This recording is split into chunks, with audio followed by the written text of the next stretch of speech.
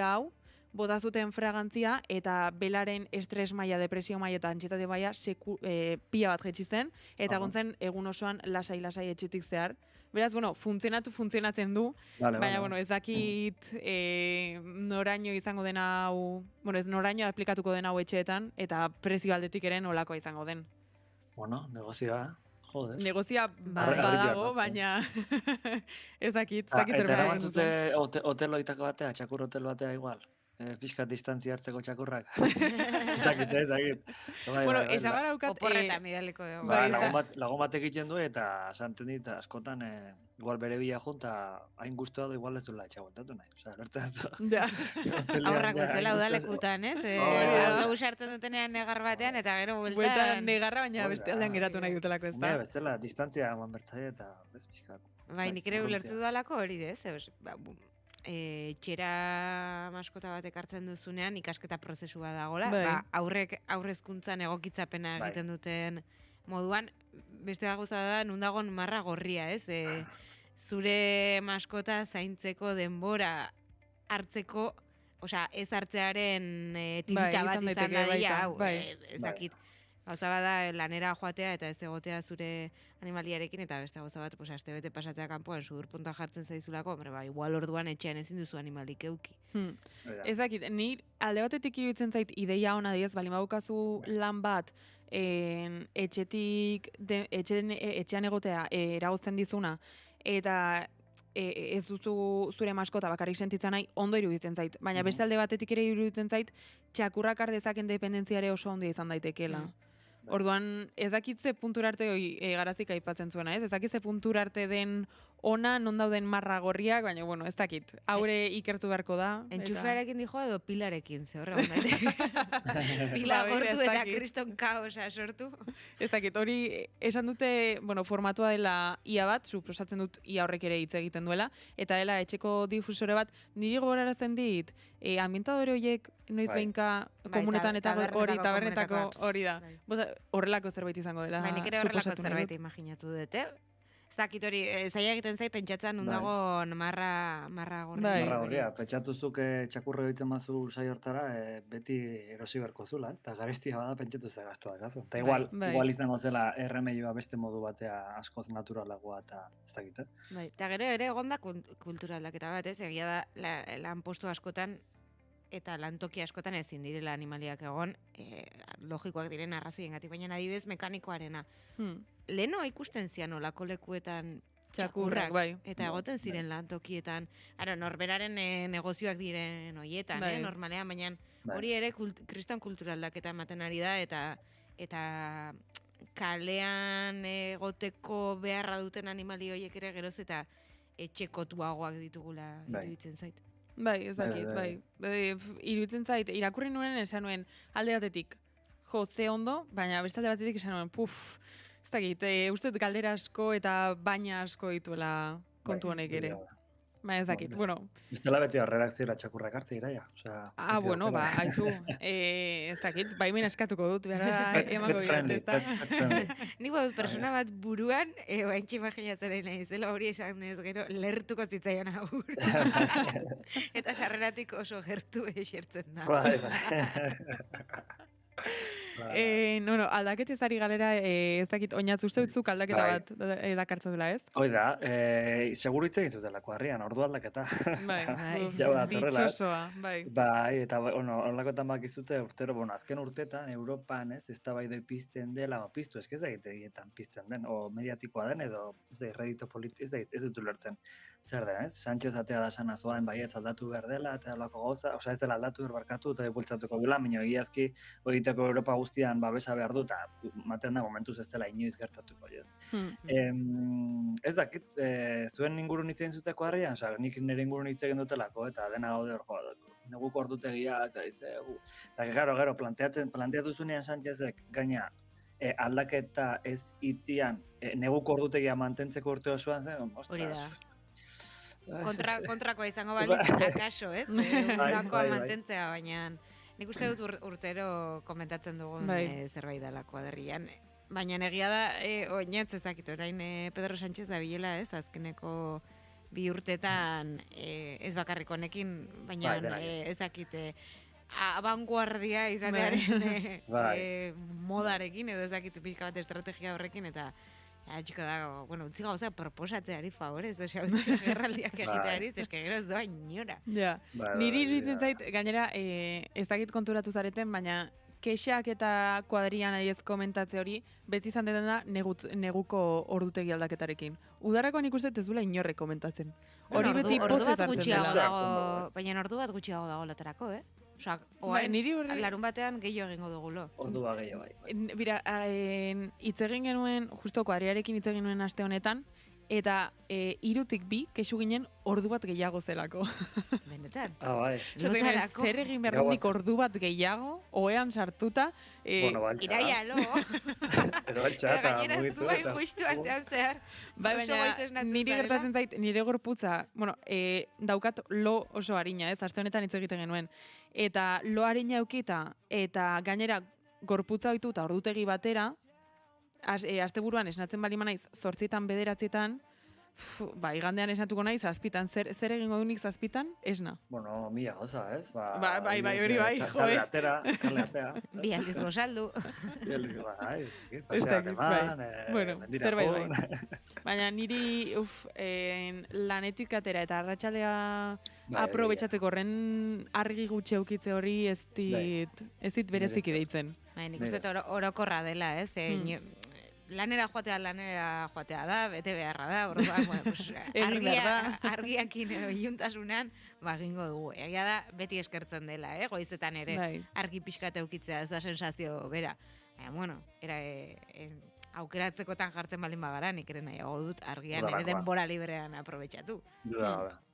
Baina, hoxe, asteburu hontan, ez da albisteetan aipatuko dugu, baina, hoxe, aldaketa horrela eta jendia gogoratzeko.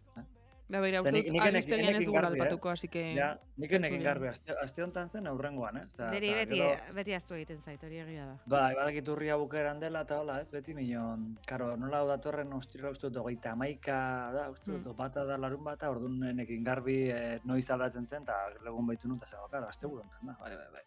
Nik esan mara daukat seko aztutan eukala, aldatu egin behartzela, eta aste honetan esan zidaten sekulako bajoia sartu zitzaidan. Esan, buah. Egia da, niri gertatzen zaidala, etxeetan ez direnez ordulariak egoten edo geroz eta gutxiago. Bueno, nerean bintzat, gurasoenean bai, baina nerean ez. Nik ez daramat erlojurik eskumuturrean, mugikorrarekin funtzionatzen dut ordua begiratzeko, eta orduan hori automatikoki aldatzen da. Orduan egia da, ja ez dela arduratzen nauen zerbait. Bai, bestela, berando esenatuko naiz goiz, ez? Paranoia horiek txikitan horreitzen ditut, ez? Eskola, berandu iristen garen. Oida, nahi eta berandu junta, eske ordu bat eta bat. Baina, zer igual zen gehiago zure estrategia, ez? Bai, hori xamarren. Hombre... Duda, hor argi utzi duzu, nolako ikaslea zinen, ez da? Eta 55 dira, garaz igual zure gaia astelenerako utziko dugu. Bai, utziko dugu, bai. Iker Garrez dago hemen, baina utzi du grabaketa. Ez dakit zer ekarriko zigun gaur, baina entzungo dugu. Egunon ekipo, egunon entzule, zer moduz daude. Ostiral on, Ostiral hotz on. Gaur, ekarnetzaken, berrikuntzaaren bat ekarnetzaken, gaueko elkarrezketatua Maria Molategiren kanturen bat, edo ura bere bideanen parte hartuko dutenen artean ikusi dute elektrizitate 25 zegoela, eta elektrizitate 25, ez amaizan bertsio edar hori ere ekarnetzaken, baina ez, holako perlatxoa jasotzen ditugu tarteka eta perlatxo horiek gainera batzuetan ekartzen dizkigute beste gauza batzuk burura. Eta jasotako perlatxo horrek ekarri eta bestia burura. Eta esan dut, zergatik ez? Daft Punk pixka bat ostiralerako eta Daft Punken kantu matxakoienetako bat. Hau da, errepikakorra, buklea, eta misterio gehiagirik ez duena, baina, Daft Punken misterioa maskarak eta ere zituzela harago, hortaz harago. Niretzako hor dago, gauza simple batetik abiatu, eta zer nolako emaitzak lortzen diren. Eta horren adibide da. Hau, Technologic, 2005ko Human After All diskoko kantua, 20 urte betetzen ditu beraz aurten, eta oraindik ere, niretzako sekulako kantutzarra da. Asko kotxera gerkiren batekin lotuko du, garaian Technologic horrek bazuelako auto konkretu batekin lotura. Transformerren anuntzioa gogoratzeko la pixka bat. Baina Daft Punk inspirazio iturri askorentzat, eta ez dakit jaso dudan perlatxoa sortu duenak izan ote duen. Hortaz, ari bidali aurretik, zuekin partekatu nahi izan dut. Ostiral honen izan, aio. Buy it, use it, break it, fix it, trash it, change it, melt, upgrade it, charge it, point it, zoom it, press it, snap it, work it, quick erase it, write it, cut it, paste it, save it, load it, check it, quick rewrite it, plug it, play it, burn it, rip it, drag it, drop it, zip, unzip it, lock it, fill it, call it, find it, view it, code it, jump and lock it, surf it, scroll it, pose it, click it, cross it, crack it, switch, update it, name it, read it, tune it, print it, scan it, send it, fax, rename it, touch it, bring it, pay it, watch it, turn it, leave it, start, format it, buy it, use it, break it, fix it, trash it, change it, melt, upgrade it, charge it, point it, zoom it, press it, snap it, work it, quick erase it. Ez dakit zer iruditu zaizuen Ikerrek ekarritako proposamena? Joder, ondo. Ostiralerako, perfecto. Bai, ez da? Behar bada, niretako igual goizegi, horrelako musikarekin hasteko, baina bueno, beti ongi etorria. Ni naiz, badakagu hor errateko bat, ez dut izan esango, jate duna goiztan, egin berdela musika lasaia. Ni horren kontra, ni uste dut musika egon berdula zen ordutan, eta matxakoia bada ere, bai, berdin hau. Bereziki agian goizean, ez? Jendea esnatzearen eta espabilatzearen funtzioa agian ere betetzen dugu. Bai, esaten Ruper Ordorik, eta dice, venga, bueno, lasai eta Daft Punken artean, Ruper Ordorik eta Daft Punken artean estilo gehiago daude, samarra baita. Uste dut bi extremo direla, justo hiek. Agian ikusten nuela... Pentsatzen ireia, egon garela, ordu aldaketa hitz egiten loaren inguruan, eta orain Daft Punk entzuten esan, bueno, jende batek parrandarako ordu bete gehiago ere eukiko du. Hori da, bai, amonduak gaudela, eta... Bai, baita, egia da, arrazoi. Astelenean ikusiko dugu elkar, minutu eskas 8 izateko, eta, bueno, astelenean gaude. Asteburuan. Agur.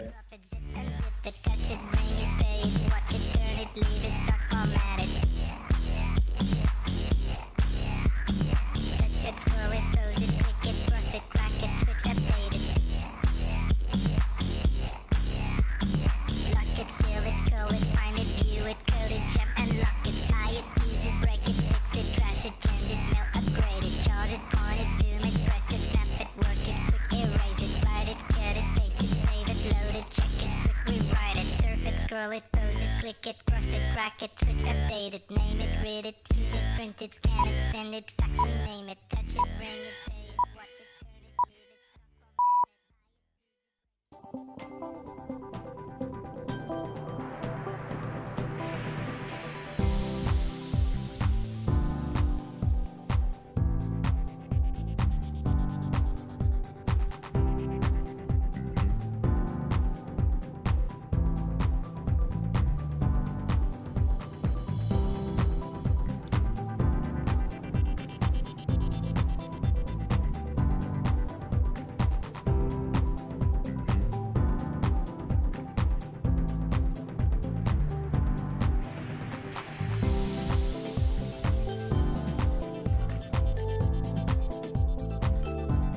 Informazioaren aria, naiz irratian, Pegi Lekuona. Egunon, goizeko 8 dira, ongi etorri naiz irratira. Europako giza eskubideen epaitegiak, Nafarroako auzitegiak, fiskaltza eta polizia espainola kondenatu ditu. Sumisio kimikopean egindako 2 bortxaketen biktimei justizia eskubidea ukatu izana egotzi die, ikerketan zehar akusatuen aurkako frogak manipulatu eta ezabatu zirelako. Iraia Kamra, egunon. Egunon, Pegi eta egunon entzuleak, giza eskubideen Europako auzitegiak ziurtzat jodu biktimak eta bortxatzaileak ezagutu ziren tabernako segurtasun bideoak manipulatu zituztela edota poliziarekin familia harremana zuen bortxatzailearen mugikorra pizu eta bertako datuak ezabatu zirela. Desagertua gelditu zen ere mugikorronen analisia. 14 elkarte memorialistek Lakuako gobernuaren aurrean salatuko dute urriaren 12an Falangeak Gasteizen egin zuen ekitaldia baimentzeko eta babesteko erabakia. Elkarte hauentzat simbologia eta keinu frankistak erakutsiz, Falangeak gutxiespena eta humilazio erakutsi nahi zien diktaduraren biktimei. Baita enfrentamendua eta errepresio frankistaren izugarrikeria eta ostekoa ere bizi izan zuen hiri batean. 1976ko martxoaren 3an 5 pertsona hil zituzten karga polizialei erreferentzia ginez. Baintzutzen Bingen Zupiriak urriak 12ko istiluetako ertzaintzaren dispositiboaz erantzun beharko du gaur, 2 galdera eta interpelazio bat egingo diote gaurko kontrol saioan ertzaintzaren jarduna, Falangeren elkarretaratzearen baimenaz eta hauen kontrolaz galdetuko diote. Arlo ekonomikoan pentsiodunak abenduaren 18an irtengo dira kalera, EAJ eta PSek pentsioen osagarrirako herri ekimen legegilatzera bota ostean. Gobernuko alderdietatik aldarri egiten den gobernantza kooperatibo eta parte hartzaile bati begira EAJ eta PSren betoaren kaltea salatu dute. Politiko batzuriagoa, bete egiten bazaie, berba hoiekin, argi dagoena da, gero praktikan hori ez dela horrela. Elbeko laborariek osau irati sormarkako esnearen prezioa salatu dute, hauteskunden osteko sormarkaren lehenbiziko biltzarran, Laktaliseko handizkariek esnearen prezioa jaitsi eta sormarkatik at den esnea sustatzeko estrategia abiatu dutela salatu dute. Protesta sormarkaren biltzarrera eraman dute, hauteskunden osteko lehenbizikoa izan da. FDSA denentzat sindikatu frantsesak Laktaliseko handizkariekin bat egin dutela salatu dute. Jakin berri ginen, Larzaleko Lactalis enpresan, aurtengo esne negoziaketan, adostu zutela emendaketa handiagoa emaitzia sormarkatik kanpoko esneari. Eta guretako hori seinale biziki txarra da. When someone says, let's impose tariffs on foreign imports, Eta Donald Trump, Ameriketako Estatu Batuetako presidentea Kanadarekiko merkataritza negoziaketak berehala etetea erabaki du. Kanadak muga zergen aurka Ronald Reaganen ahotsa adimen artifizial bidez erabili ostetik.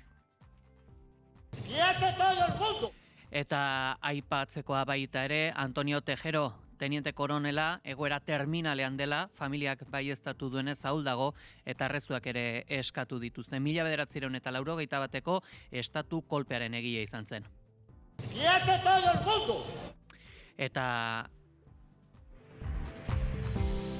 Eta aipatuko dugu baita ere azaroaren 15ean jokatuko den Euskal Selekzioaren eta Palestinaren arteko partida arrakasta handia izaten ari dela jada. Sarrerak saltzen hasi eta minutu gutxira agortu dira, naizeko arpidenuentzat gordetakoak denak adierazten du Samames ia bete-betean egongo dela. Sarrerak Euskal Futbol Federazioaren bidez banatzen ari dira eta prezioak ere herrikoiak dira. 20 eta 31 euro bitartean eserlekuaren arabera.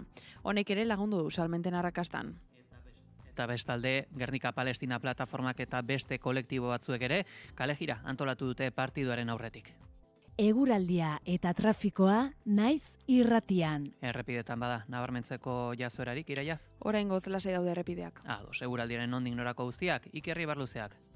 Atzoko kaskaraldiaren ondoren eguraldiak gaurkoan lasaialdi bat hartuko du. Goizean, Ipar Euskal Herrian oraindik hodei baxu batzuk agertuko dira eta bertan ez da baztertu behar euri zaparradatxoren bat edo beste botatzea. Hala ere azkar atertuko du eta goizerdirako giro lasaian nagusituko da. Gainantzeko lekuetan goizetik hasita ostarte zabalak nagusituko dira eta eguraldi ederra izango da. Arratsaldean barnealdetik barrena erdi eta goi mailako hodei batzuk sartuko dira eta zerua zikintxoa agertuko da. Hala ere ez da euririk espero eta eguraldia lasaia izango da. Gauean lurralde osoan hodei baxuak ugaritzen hasiko dira. Haizeak goizean hego-mendebaldetik eta arroxamar joko du, arratsaldean ipar-mendebaldera egin eta indar pixka bat galduko du, gauean berriro ere hego-mendebaldetik finkatuko da, temperatura minimoek behera ingo dute eta beherakada nabarmena jasango dute gainera.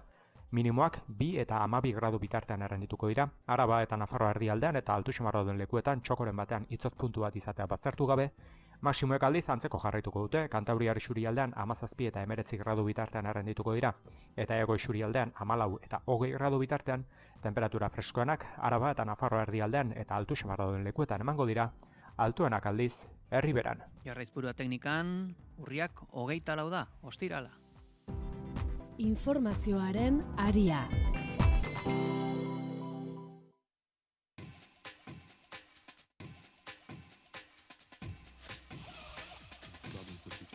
Eta Europako giza eskubideen epaitegiak, Nafarroko auzitegiak fiskaltza eta polizia espainola kondenatu ditu. Sumisio kimikopean egindako bi bortxaketen biktimei justizia eskubidea ukatu izana egotzi die ikerketan zehar akusatuen aurkako frogak manipulatu eta ezabatu zirelako. Kalte ordaina altxor publikoaren kontu joango da. Bortxaketaren biktimak ez ezik, bi emakumeak sistema judizialaren praxi txarraren biktima izan direla ebatzi dute epaileek. 2016an bi emakumeek mutil pare bat ezagutu zituzten Iruñeko San Nikolas auzoko taberna batean eta bi emakumeek konortea galdu zuten burundanga motakoa izan daiteken sustantzia batengatik. Ordu batzuk berantago, herripagainako pisu ez ezagun batean esnatu ziren, lesioekin eta bortxaketa ala tratu txarrekin bateragarriak diren orbainekin. Polizia Espainiarrak hartu zuen kasuaren ikerketa eta hemen hasi ziren irregulartasunak bata bestearen atzetik. Froga esanguratsuak galdu eta manipulatu zituzten. Bestalde, fiskaltzak ez zituen susmagarriak galdekatu eta epaileak ez zituen biktimen testigantzak jaso.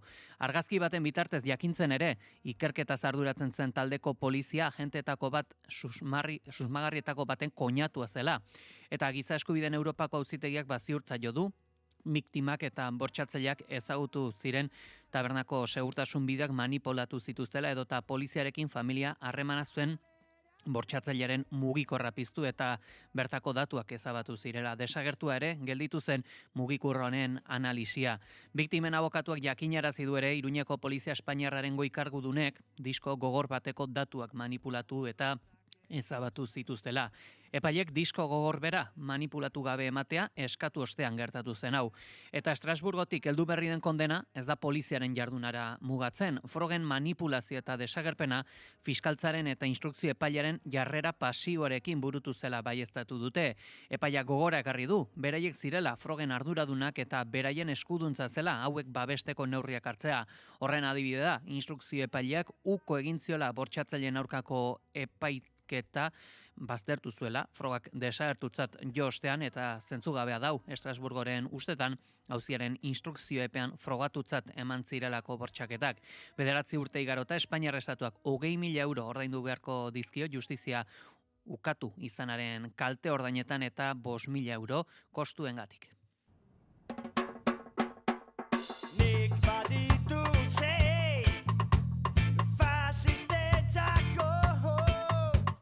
Eta Malau elkarte memorialistek Lakuako exekutiboaren aurrean salatu dute urriaren 12an Falangeak Gasteizen egindako ekitaldia baimentzeko eta babesteko erabakia. Horrekin, memoria historiko eta demokratikoaren legea urratu zela uste dute. Itxaso Leon. Elkarteek agiri bateratu batean adierazi dute Lakuako gobernuko giza eskubideen eta biktimen arretarako zuzendaritzan salaketa jartzeko asmoa dutela. Falangearen ekitaldia debekatu ez izana Euskal Autonomia Erkidegoko memoria historiko eta demokratikoaren legearen aurkakoa dela iritzita.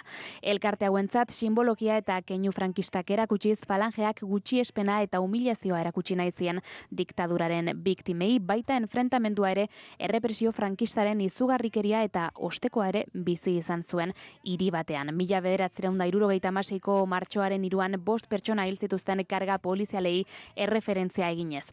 Gogorarazi dute gertakari horiek administrazioko arau hausteak suposatzen dituztela memoria historikoaren euskal eta estatuko legeen arabera.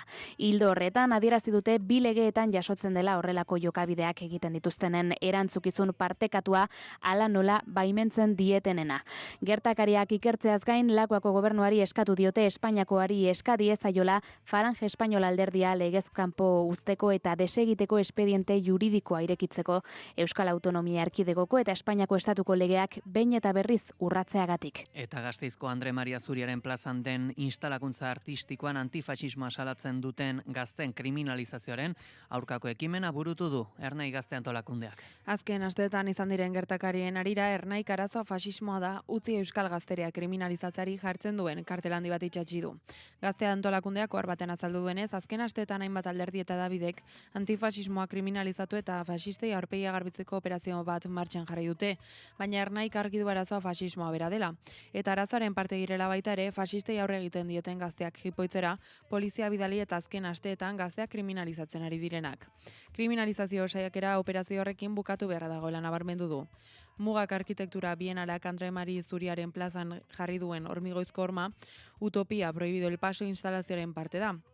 herritarrak gogo eta egitera eta askatasunez esku hartzera gonbidatzen dituena, parte hartzeko esperientzia baten zati gisa.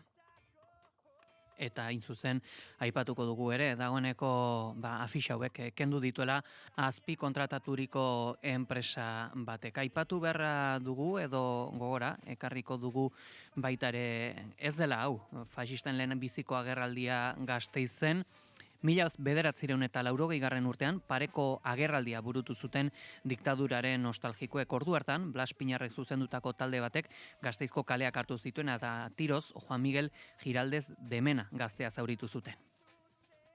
Hain zuzen, istilu horietako lekuko batek naizi oraitarazi dio kontramanifestazioa antolatu zela eta 200 lagunek Kutxi kalearen sarrera hartu zutela. Ostera jakintzen ere, Fuerza Nuevak deitutako elkarretaratzean batu ziren 800 lagunen artean zerbitzuz kanpo eta armatuak zeuden Guardia Zibil eta poliziak zirela. Lekukoak azaldu du ere manifestari ultra bat taldetik irten zela pistola batekin. Tiroaren unean, inguruan zen pertsona bat erdian jarri zen eta balak oinean jo ziren. Kontramanifestariak ere, naizi jakinarazi dio, nahikoa izan zela alde zarreko bidea moztearekin, bazekiten armatuak zeuden borreroak zirela. Aurreko gauean istiluak izan ziren San Antonio kaleko tabernetan eta garaiko egin egunkariak dioenez 18 faxistek Javier Alonso Alvarado ikaslea jipoitu eta honek begia galdu zuen. Azken 55 urteetan ohikoak izan dira faxisten bisitaldiak eta istiluak Gasteizen 2000, 2005 eta 2008 urteetan Arabako hiriburuan izan dira.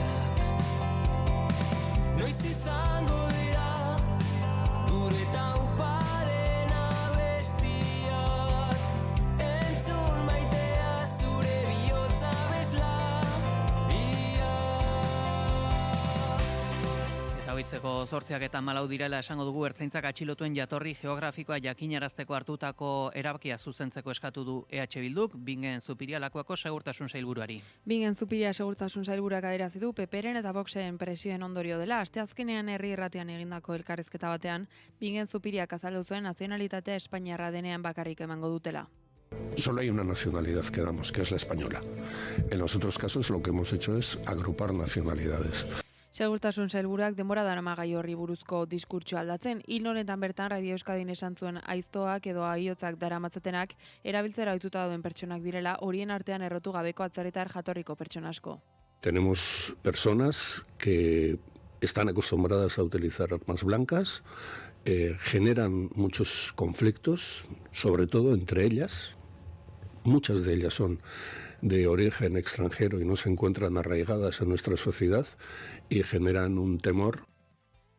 Ostegun honetako osoko bilkuran Bernedoko udaleko buruzko puntu baten testuinguruan Eraitza ez degilaz EH Bilduko legebiltzarkideak adierazi duenez, ez lukete legebiltzarrera gai hori ekarri beharko. Eskuin muturraren eta eskuin atzerakoiaren eraginagatik izan ez balitz. Hilabeteak daramatzagu esaten, euskal politikagintza babestu egin behar dugula, gure mugetatik kanpo nagusitzen ari den toxikotasun horretatik, oldarraldi ultra horretatik. Politika hemen beste era batera egiten omen dugu, eta horretarako baldintzak badauzkagula esaten dugu. Giza eskubideetan, elkarrekiko errespetuan, eta elkartasunean oinarritutako gehiengoak baitira herri honetakoak. Edo guk behintzat hala uste genuen.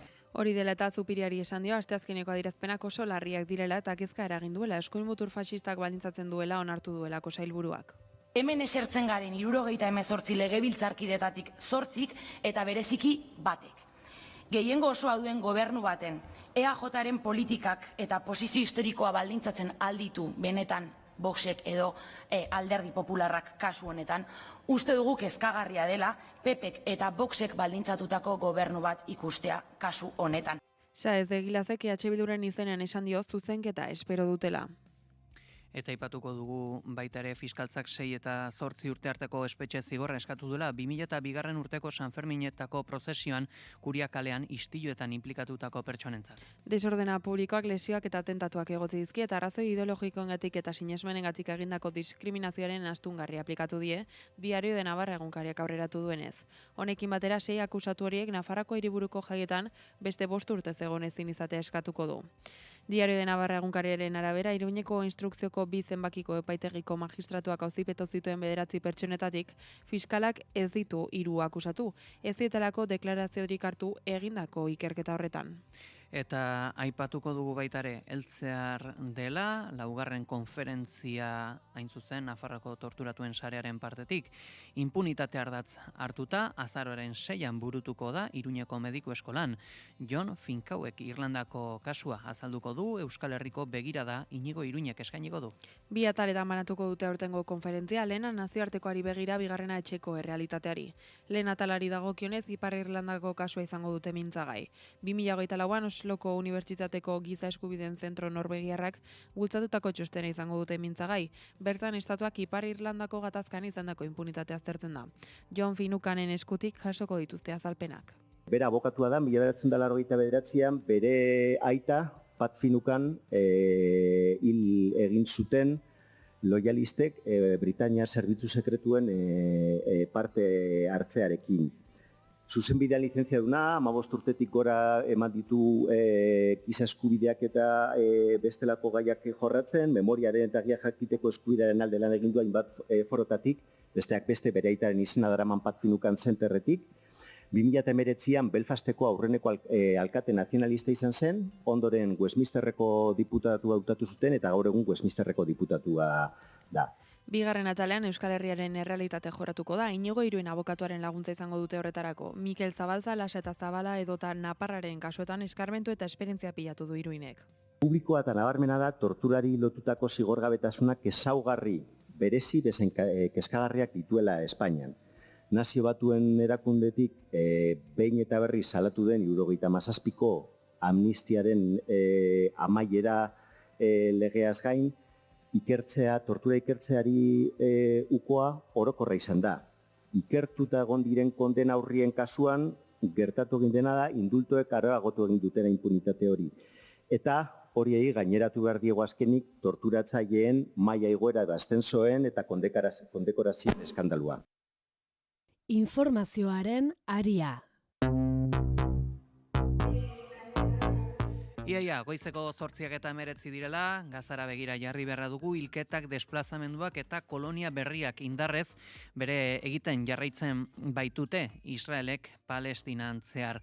Naiz eta Netanyahuren gobernuak parlamentuan oposizioaren aurka egin, Zisjordanian asentamendu ilegalak legeztatzeko proposamena onartu ostean, ekimenak aurrera jarrai dezake. Eta bien bitartean Ameriketako Estatu Batuetako presidentea bere bazkide arabiarrekin mintzatzen dabil, babesak lortzeko helburuz eta Israeli esan dio koloniak bere egiteko ez dela momentua.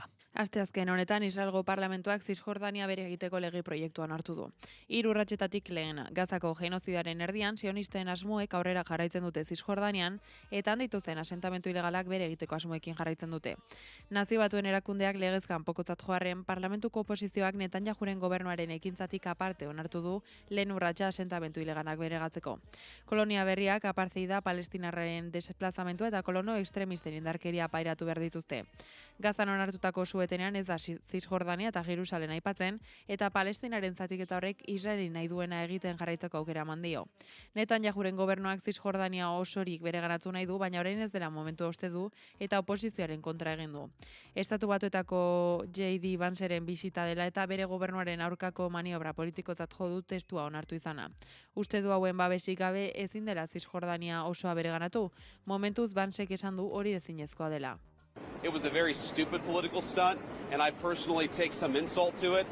The West Bank is not going to be annexed by Israel. The policy of the Trump administration is that the West Bank will not be annexed by Israel. That will continue to be our policy. Washingtonen gauza bera errepikatu du Trumpek, orain ez dela Zisjordania anexionatzeko momentua. Horrek inguruko herrialde arabiarrak haserretuko dituelakoan. Hala baina Zisjordania beretan bere egiten ari da modu ilegalean Israel, kolonoak bidali bertako ilurrak kendu eta hilketak eginez. 1000 bat herritar hil ditu 2023ko urriaz geroztik estatu sionistak Zisjordanian. Eta Gazan bien bitartean egoerak muturreko izaten jarraitzen du. Jan Junisen muga hori gisa ezagutzen denetik gertu lerketa handiak izan dira ostegun eguerdian. Puntu horia da Israelgo tropak erretiratu behar duten muga. Palestinarrek horra gerturatzea debekatu dute.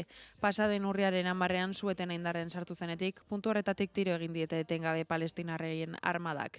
Ez dago askotan oso garbi marra hori non dagoen eta palestinarrak etxerako bidean askotan egiten dute horrekin topo. 13 egun darama indarrean suetenak eta gutxinez 88 pertsona hil eta 315 lagun zauritu ditu Israelek. Gainera goseteak jarraitu egin du, adostutako baina askoz kamei gutxiago ari direlako sartzen laguntza humanitarioarekin. Munduko Osasunaren erakundeak egoera katastrofikoa dela esan du eta adostutako 600 kamioetatik egunero 200 inguru ari direla sartzen. Eta Palestinako lurralde okupatuetako Nazio Batuen erakundeko errelatore berezia kritikatu du. Gazako suetenak nazioarteko legedia ez duela betetzen, ez delako gerra bat, genozidio baten aurrean gaudelako. Nazio Batuen erakundeko asamblea orokorrean Francesca Albanesek aurkeztuko duen txostenaren ondoriotako batzuk argitaratu dira. Mendebaldeko estatuen konplizitatea salatu du bertan Albanesek, genozidioa agerikoa zenean, estatu askok bereziki mendebaldekoek Israeli babes militarra, diplomatiko, ekonomikoa eta ideologikoa eman ziotela salatu du. Genozidio laguntzeagatik zigortu daitezkela estatu hauek uste du ere txostenan. Eta gainera, Ameriketako estatu batuek Israel alde bakarreko justizia sistema batera eraman duela salatu du, eta horretarazi du nazioarteko justizia auzitegiko epaien aurka Trumpek egindakoa. Uste du ere, Nazio Batuen erakundearen parte diren estatuek Israelekin harremanak apurtu beharko lituzkeela.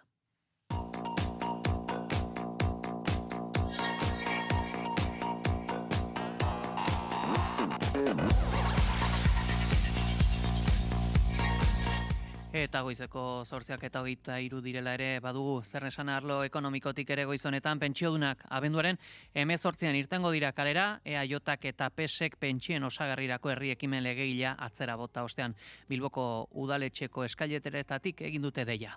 Pasaden irailean EAJ, PS eta Voxen kontrako bozka dela eta eztabaidatik kanpo gelditu zen Gasteizko parlamentuan 155.000 sinadurek babestutako herri ekimen legegilea. Pentsio baxuenak lanarteko gutxieneko soldatarekin berdintzeko osagarria legez bideratzea zen pentsionisten asmoa. Mugimendua indartsuago eta referentzia handiagorekin dagoela diote eta beraz kalean jarraitzeko asmoarekin daudela azaldu dute. EAJ eta PSren txostenari buruzko balorazioa ere egin dute pentsionistek. Ana Mezo. Informe juridikoak ez duela ez hankarik ez bururik. Ez dago dato zehatzik. Ez dago oso zorroztasun gitxi izan du informe horrek. Eta gainera kontraesankorra da orain dela urtebete baino gehiago parlamentuko zerbitzu juridikoak esan zuten gure herri ekimen hau zala impekablea. Da betetzen zituela eta betetzen dituela normatiba guztiek eta ba. Gobernuko alderdietatik aldarri egiten den gobernantza kooperatibo eta parte hartzaile bati begira EAJ eta PSren betoaren kaltea salatatu dute. Politiko batzuria, bete egiten bazaie, berba hoiekin argi dagoena da gero praktikan hori ez dela horrela. Abenduaren 18an Gasteizen aterako dira kalera pentsionistak alderdi politikoak interpelatu asmoz. 2026ko aurrekontuak onartuko dira, garai horretan eta bertan ere eragin nahi dute. Horrez gain, azaroaren 21ean emakume pentsiodunen asanblada bat ospatuko dute, atzera bota izanaren biktima nagusiak direla iritzita. Eta Carmen Maeztu, eskubide sozialetarako kontseilariak Nafarroko parlamentuan jakinarazi dunez, adingaben pobrezia tasa 9,5 da azken urtean eta 0,4 berriz herritar guztien artean.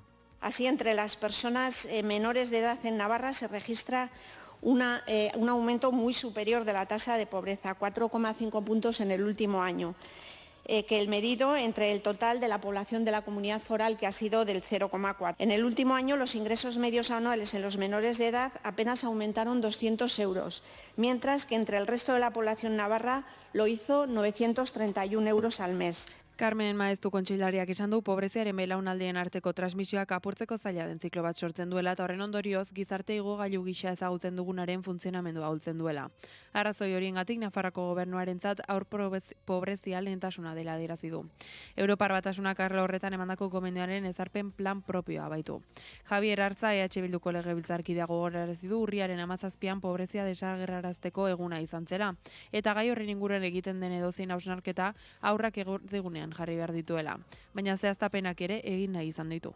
Pero yo diría que la buena noticia no puede ser que la pobreza no crezca, sino que la buena noticia tiene que ser que la pobreza se reduzca. Y eso no ocurre desde hace muchos años, desde hace más de 10 años.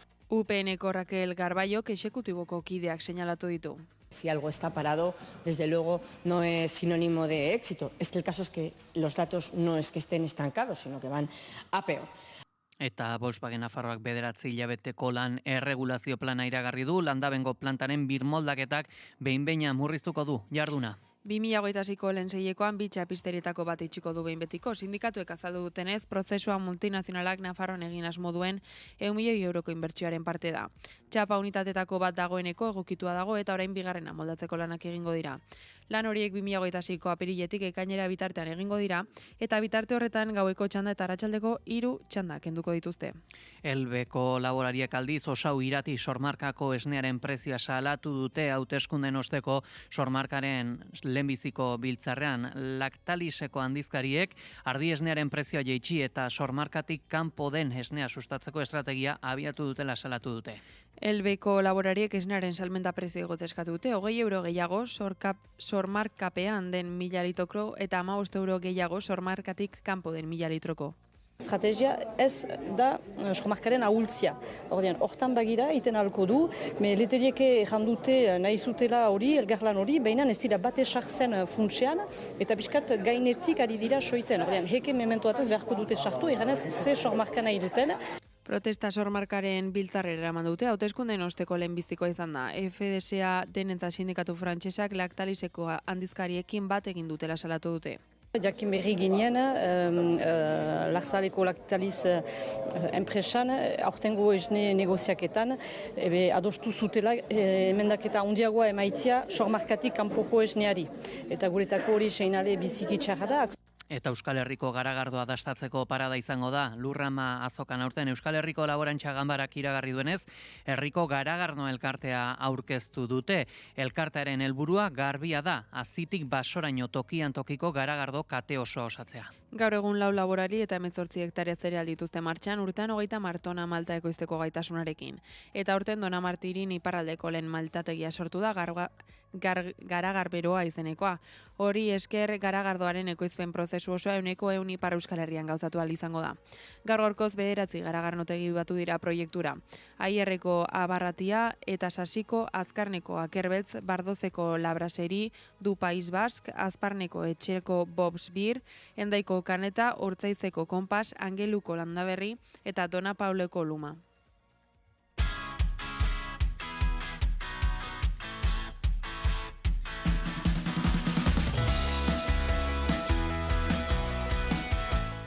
Iaia, goizeko 8:30 direla, goiz honetan badaukagu ere, tartean nazioartera begira jartzeko izan ere Donald Trump, Ameriketako Estatu Batuetako presidentea, Kanadarekiko merkataritza negoziaketak guztiz etetea erabaki berri du. Kanadak muga zergen aurka Ronald Reaganen ahotsa adimen artifizial bitartez erabili ostean. Kanadarren jokabidea eskandalagarria dela esan du Trumpek eta ez dela onargarria Reaganen ahotsa erabiltzea beren muga zerga politika kritikatzeko. When someone says, let's impose tariffs on foreign imports, it looks like they're doing the patriotic thing by protecting American products and jobs. And sometimes for a short while it works, but only for a short time. Iragarki faltsua dela esan du Trumpek, Kanadako Ontario probintziak egindako publizitate kanpaina bat da, Estatu Batuetako hautesle errepublikarrak mugazergen kontrako iritzia eman dezaten. Mugazergak auzitegietan daude eta Kanadak Estatu Batuetako auzitegi gorenaren erabakian eragina izatea egotzi dio Trumpek. Eta Errusiaren aurkako 19. zigor sorta onartu du Europak, Zelenski bertantzela, Errusiako gas likidotuaren importazioak debekatu ditu eta gainera, Ukrainako presidenteak Europari ere eskatu dio izozturik dituen Errusiaren kontuak berari emateko armak erosializateko. Europako batasunak aho batez onartu zituen berriz ere Errusiaren kontrako isunak apirilerako epe motzeko kontratuak eten beharko dituzte gas likidotuan eta 2027ko urtarriaren batean epe luzeko kontratuak. Gainera Errusiako 117 barku sartu dituzte debekuen zerrendan eta guztira ia 600 bat itsasontzi dute debekatuta Europar batasuneko herrialdetara sartzea. Errusiari isunak ekiditen laguntzen duen 45 enpresa zigortu ditu, haietako 12 txinatarrak dira, 3 indiarrak eta 2 tailandiarrak. Beste 5 banku errusiarrei ere muga gehiago jarri dizkiete.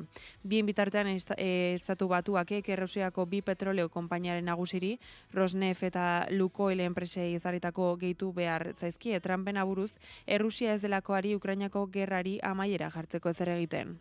Have sanctions on Russian energy. We don't have meeting in Hungary without Ukraine, and we have not yet tomahawks. That's it. This is the result. Errusiari izoztutako aktiboak eurei emateko eskatu die eta arma gehiago emateko besteak beste. Ameriketako estatu batuetan berriz azken 24 ordutan gutxienez 2 itsasontzi bombardatu dituzten narkotrafikoarekin lotuta, Pazifikoan gertatu dau, eta 5 lagun hil dira eta 37 hilketa extrajudizial ere gauzatu ditu guztira Trumpek. Narkotrafikoaren kontrako gerra egiten ari denean itxura eman nahi du Washingtonek eta azken orduetan 2 narkolantxa sontzitu ditu Pazifikoko uretan. Lehen aldiz aitortu non lertu dituzten zehazki Kolombia parean. Hala estatu batuakeen eta Kolonbiako gobernuaren arteko tentsio bat enkatzen ari da. Gustavo Petro, Kolonbiako presidenteak subirautza nazionalaren kontrako erasoa dela hartarazi du. Dijo Trump, Colombia está fuera de control. Pues claro que está fuera de control de él. En una democracia un gobierno está bajo control del pueblo, no de Trump. No es rey en Colombia. Aquí no aceptamos reyes, punto.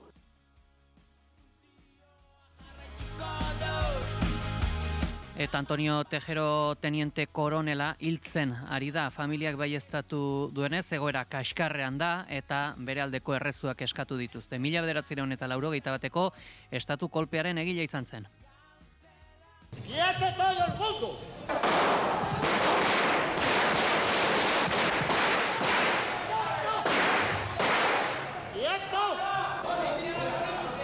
Garai hartan Tejero Espainiar Kongresuan sartu zen eta une horretan Kongresuan egiten ari ziren bozketa eten zuen. Leopoldo Calvo Sotelo gobernuko presidente hautatzeko Adolfo Suárezek dimisio eman ostean. Une horretatik 350 diputatuek 17 ordu baino gehiago eman zituzten baituta beganberan. Kolpistak eskoltatuak irten ziren Kongresutik eta urteetara ere Tejero mugimendu ultra ezberdinekin ikusi ahal izan dugu. Besteak beste Francisco Franco erorien haranetik Mingo Rubiora eraman zutenean.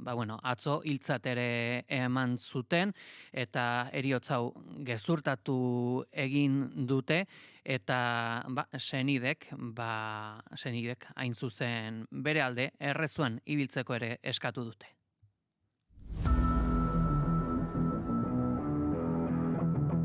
Kirol aria, naiz irratian.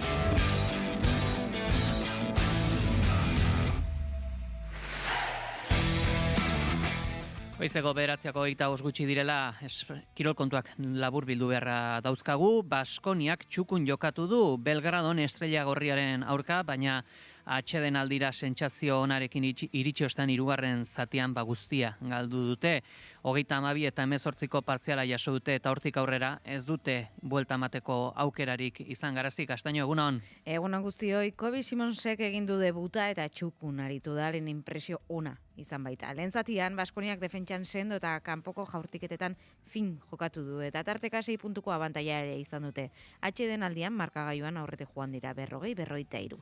Baina bueltan gauzak aldatu egin dira. 3. laurdenean akats larriak, baloi galerek eta konzentrazio faltek hartu baitute protagonismoa. Serbiarrek ritmoa igo dute eta partzial gogorra sartu diote Baskoniari 32-18 hortik aurrera ez da izan itzulerarik 72-48 laurden amaieran eta azken emaitza 80-72. Estrella Gorriak bere laugarren garaipena jarraian eskuratu du Eurokopan. Orain, Galbiatiren taldeak 0-6 darama kontinentean, urrengo erronka Ukan Murtziaren aurka izango da igandean etxetik kanpo. Eta bestelakoetan apustuak mintzaga Iker Bizentek eta Eneko Otainok apustua lotu baitute urtarrilaren 3 Dema Tolosako edo Azpeitiako zezen plazan izango da, eta bakoitzak 6.000 euro jarriko ditu jokoan. Bizentek 2 kana erdikoaren abantaila emango dio Otainori, Otxagabiakoak 14 kana erdiko eta 4 oinbiko moztu beharko ditu. Izamakoak berriz 12 kana erdiko eta 4 oinbiko. Negoziaketa nahiko gogorra izan zen. Bai, nahiko gorra, ez? Nik uste, nahiko azkar bideratu apustue, baina horre, enekok 2 kanerdiko nabantaia eskatzen ziten, nahi gehiagitxo egiten zitzaiten, eurra hundik sartu dazkiu, fetxan, asko kostatzaiu adostea, eta azkenen lan hori adostu, 2 kanerdiko nabantaia eman diot, eta urtarrien justu jogatzeko. Bizenteren hausnarketak horiek eta Eneko Otainok? Bai, ez nik azkenin bakit ikerrez email jaugen, bakit nire gainetik oskoa daula. Hori ez duztet errekiro mundun gehiena bakiela. Da nik bintzet banekin ez, gutxinez apustu jogatzeko bere bentaja bat bernula. Banekin kanari baten bentajekin maitik jaikitzen nintzen galduta jaikiko nintzela. Da 2 kanarion bentaja horrein ustet bauzketzen posibilidadik ez, da ustet idazteko zai ikustetela. Eta behai ez dutu bat emateko bidi ikustetela. Da ez, fetxi bastante azkar da, ez da osea hondi, baina ez, ustet 2 hilet eta erdira jutea eta preparatzeko mimo ondinen preparago dut lanean baite dut. Eta txirrindularitzan turra izan behar dugu mintzagai, emakumezkoen Frantziako turra Mont-Ventoux mendatera helduko da. 2026ko edizioa Lusanatik abiatuko da abuztuaren 1 eta hilaren 9 amaituko da Nizan. 7. jardunaldian Mont-Ventoux mendatera igo beharko dute txirrindulariek, horrez gain 4. etapa 21 kilometroko erlojupekoa izango da. 2024an Alpe d'Huez eta 2025an Madelen mendateak igostean, urrengo urtean turrak aurrera egingo du Mont-Ventoux mitikoa igo beharko baitute txirrindulariek. Hori izango da edizioko jardunaldi nagusia. Ostegun honetan Parisen egindako aurkezpenean nabarmendu duten. Ez halaber, erlojupekoa ere bueltan izango da, 4. etapan, hain zuzen ere edizioa, abuztuaren lehenean jarriko da martxan, Lusanan eta hilaren 9 bukatuko da Nizan. Hori kontuan izanik aurreko urteetan, baino egun gehiago izango ditu. Inoizko turri gogorrena izango da, desnibelari dagokionez, eta emozioari amaiera arte usteko diseinatu dute antolatzaileek. Horretarako, 4. egunean 21 kilometroko erlojupekoa ezarri dute. Eta gizonezkoen kasuan, Bartzelonan hasiko da 2026ko Frantziako turra, mendia eta Alpe d'Huez itzulera protagonista izango dituela. 2026ko Frantziako turrak badu mapa, Frantziako turra Bartzelonatik abiatuko da lehen aldiz, taldekako erlojupeko batekin, Montjuiken, eta altuetarako ibilbidea egingo du 5 amaiera Maldangora, itzordu bikoitza Alpe d'Huezen, eta 3.333 kilometro guztira. Uztailaren 4an hasiko da lasterketa Bartzelonan, eta 3 aste geroago itxiko dute Eliseo zelaietan. Kataluniako hiriburuak 3 etapa hartuko ditu hasieran eta mundu mailako irakusleio izango da. Lehenengoa 19 kilometroko taldekako erlojupekoa izango da, Montjuiken amaituko dena, 1971tik ez da horrelakorik ikusi. Bigarrenak Tarragona eta Bartzelona lotuko ditu erdimendikoa eta hiri zirkuitoan amaituko dena. 3. Granollers eta Les Anglais lotuko ditu Frantzian Collada de Tozes mendira igo ostean. Antolatzaileen arabera, Grande Partonek historikoa izan nahi du. Ibilbideak 7 etapa, 4 erdiko mendiko 4, 8 goi mendikoak eta 2 erlojupeko izango ditu. Txirrindulariek 30 mendate eta 54.450 metroko desnibel metatua izango dute. Eta Gavarnie Guedre, Plateau de Solasson, Orsiers, Merlet eta Alpe d'Huezen iritsiko dira azken dramaren epizentroa izango da hori hain zuzerene. Eta txirrindularitzaz gain, noski futbola izan behar dugu aipagai, geurean laster hitzordu garrantzitsu bat baitugu, bai, azaroaren 15 ari gara entzule, Euskal Selekzioaren eta Palestinaren arteko partida arrakasta handia izaten ari baita da, eta oraindik falta da, tartetxo bat. Sarrerak saltzen hasi eta minutu gutxira agortu dira, naizeko arpiduntzat gordetakoak zirenak, denak adierazten du beraz, San Mames ia bete-betea egongo dela. Partiak futbola zarago doan mezua izango du noski, elkartasuna Palestinako herriarekin eta Gazako genozidioaren salaketa. Sarrerak Euskal Futbol Federazioaren bidez banatzen ari dira eta prezioak ere herrikoiak dira 20 eta 31 euro bitartean baitaude eserlekuaren arabera. Honek ere lagundu du salmenta arrakastan, bestalde Gernika Palestina plataformak eta beste kolektibo batzuk kale jira antolatu dute partidaren aurretik hori bai. Alde kiroletik edo kirol ikuspegitik baiago Barrasate izango da berriro ere Euskal selekzioaren entrenatzailea, Palestinako taldeak ere badu bere historia, ia munduko txapelketarako sailkatu zen, baina azken minutuetan penalti eztabaidagarri batek kanpoan utzi zuen Omanen aurka. Denak adierazten du, beraz, azaroaren 15ean San Mames kolorez, baina baita elkartasunez beteko dela pegi. Guzti hauekin gaditzen gara, eskerrik asko Garazi. Gero arte. Eta aipatu beharra dugu baitare, Herrigora ekimenak udazkeneko Euskarari Puzka kanpaina aurkeztu dela, Iruñeko Gaztelu plazan den Laba espazioan. Aurtengo edizioan, Herrigorak antolatzen duen 12. da, Irati Abiok azaldu denez Euskarari Puzka ibilbide luzteko kanpaina da. Kanpainaren logika agerzonaldeko ekoiztetxetako produktuekin saskiak osatzea eta Euskal Herri osoan zehar saltzea da. Horietako bakoitzaren balioaren 25% zonaldera itzuliko dela zehaztu du, bertako euskalgintzako eragilei bideratuz. Agerzonaldeko lurrak emandako elikagaiak baliatuko ditugu, saski beltz, berde eta gorriak osatu eta Euskal Herria elikatu bitartean, Nafarroa erdi eta hegoaldean euskara elikatzeko. Hau da, zonaldeko hainbat ikastola, euskaltegi, D-ereduaren aldeko mugimendu edo euskalzaleen sarea osatu eta elikatzeko. Horrez gain Abiok aipatu du, lareumanak eta gune baina gehiago aktibatuko dituztela Euskal Herrian zehar, saskiak 220 herritara helduko direla ziurtatzeko. Gaur Iruñetik, auzolan erraldoi honekin bat egiteko deia egiten diegu euskaltzale guztiei. Ekintza txiki bezain sinplea da proposatzen duguna. Gaur hasi eta azaroaren 13 bitarte, herrigora.eus webgunean sartzea eta gustokoen duzuen saskia hautatzea. Saskiak hautatzeko epea beraz azaroaren 13 arte egongo da irekita.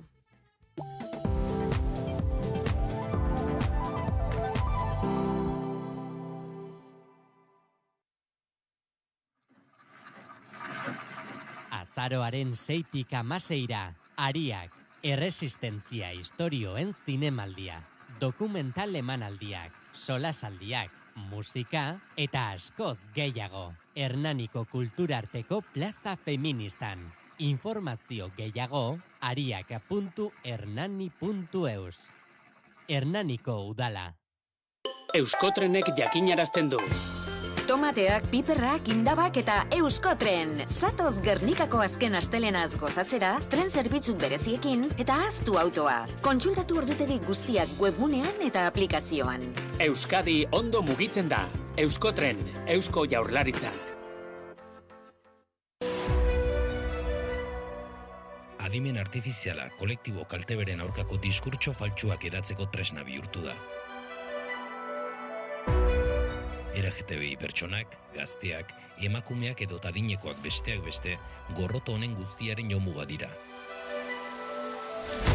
Teknologia sekula ez delako neutroa eta eragiten dituen kalteak mugatzea denon ardura delako, naizetik desinformazioari aurre egin, trampak agerian utzi eta bidegabekeriak salatzeko konpromisoa berresten dugu. Konpromisoa, erantzukizuna, zorroztasuna. Naiz.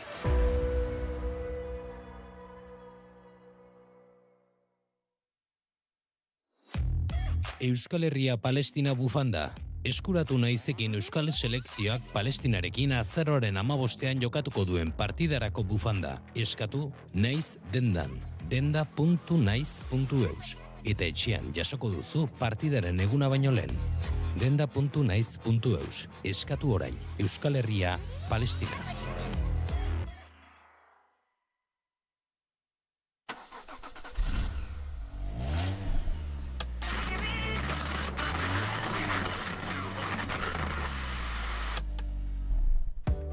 Irratia kotxean argi eta ozen entzun nahi duzu, 2 urratsetan egin dezakezu. Lotu mugikorra Bluetooth bidez autora. Joan, irratia.naiz.eus helbidera eta klikatu zuzenean entzun botoian. Egunon, goizeko 8 dira, ongi etorri Naiz Irratira. Lekornuren dimisioak estatu krisia... Naiz Irratia, 2 urratsetan, edonon eta kalitate ezin hobean.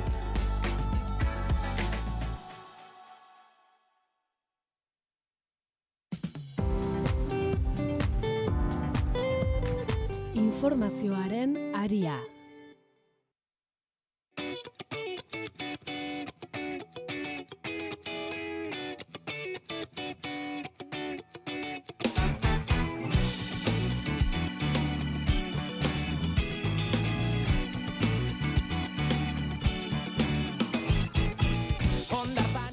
Beno heldu zaigu analisi mailaren tenorea, ostiraleko analisi maila, asteko azkena, eta goiz honetan Malen Dominguez soziologoa eta Unai Fernandez de Betoño arkitektoaren txanda izango da. Egunon?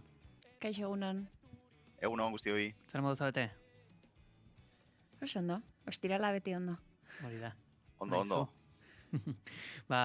Giro baikorrean egin behar dugu gaurkoan aurrera, izan ere, Bilboko kaleak zapataz beteko dituzte Israelek hil dituen milaka aurrak horritarazteko, gure aurrak ere badira ekimenak, urriaren 25ean bihar bertan Bilboko kaleak zapataz betetzera deitu die hezkuntza komunitateari eta baita euskal gizarteari ere. Elkartearen bozeramaileek adierazi dutenez, hezkuntza komunitatea eta euskal gizartea mobilizazioan parte hartzera gonbidatuta daude.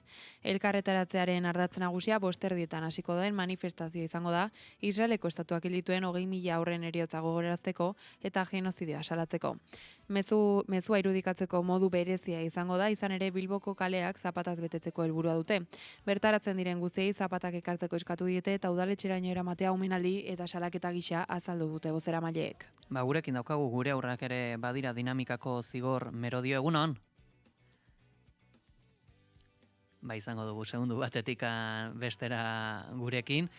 Deigarria, behintzat orain bai. Gurekin dugu, zigor merodio, egunon? Egunon. Beno, nola aurre ikusten duzu larun bat honetako ekimena? Itxura ona hartzen ari dela uste dugu, nahiko oihartzuna izaten ari da bai sareetan eta bai kaleetan ikusten diren kartelekin eta Euskal Herri osoan zabalduta daudeia, así que, badaude datu batzuk pentsarazten digutela, jende asko bilduko garela. Mezua irudikatzeko modu ere berezia izango da, zapatak eramateko deia egin duzue, zer nahi duzu eta zer aurre ikusten duzu ekimen honekin? Gu hasieratik hartu genuen zapata hoiek, simbolo edo irudi bezala, nolabaiteko jende hartarazteko Palestinan gertatzen ari zena umeekin. Umeen zapata horiek irudikatzen dute, jada ibiltzerik ez daukaten ume eraildako horiek, ez? Eta gure logoan ere badaude gelako aulki batean zapatakin hori irudikatzen zena, hasiera batetik ja ikusten zelako genozidio hau ere bereziki umeen gantzenkala eragin bat. Eta orduan jarraituko dugu hildo horrekin, askotan irabili izan dugula zoritxarrez azken 2 urteetan, eta dei bat egiten dugu, manifestara hurbilduko den jende guztiari, zapata pare bat eramatea, manifestazioan zehar eramatea, eta gero, udaletxean izango den ekimenean, denon artean altxatuko ditugu zapata horiek eta nahi dugu argazki bat bidaltzea mundura, argazkia bidaltzera baita ere Palestinara, jakinarazteko guk ez ditugula ume horiek ahazten. Hain zuzen ere jakine dugu baita ere hezkuntza eremutikan nola bizitzen den genozidioa? Hezkuntza oso era berezian bizitzen ari da hau, ez? Hasiera-hasieratik esan bezala umeak izaten ari direlako, umeak eta nerabeak izaten ari direlako Israel estatuaren helburua, ez? Oso argi ikusten zen hasieratik, umeen kontrako jazarpena, eskola eta hezkuntzarekin zerikusirik zeukan guztiaren suntsitzea, eta berehala jarri ginen hori salatzeko, ez? Eta orduan normalatzat hartzen dugu, sensibilizazio berezi hori hezkuntza munduan ematea.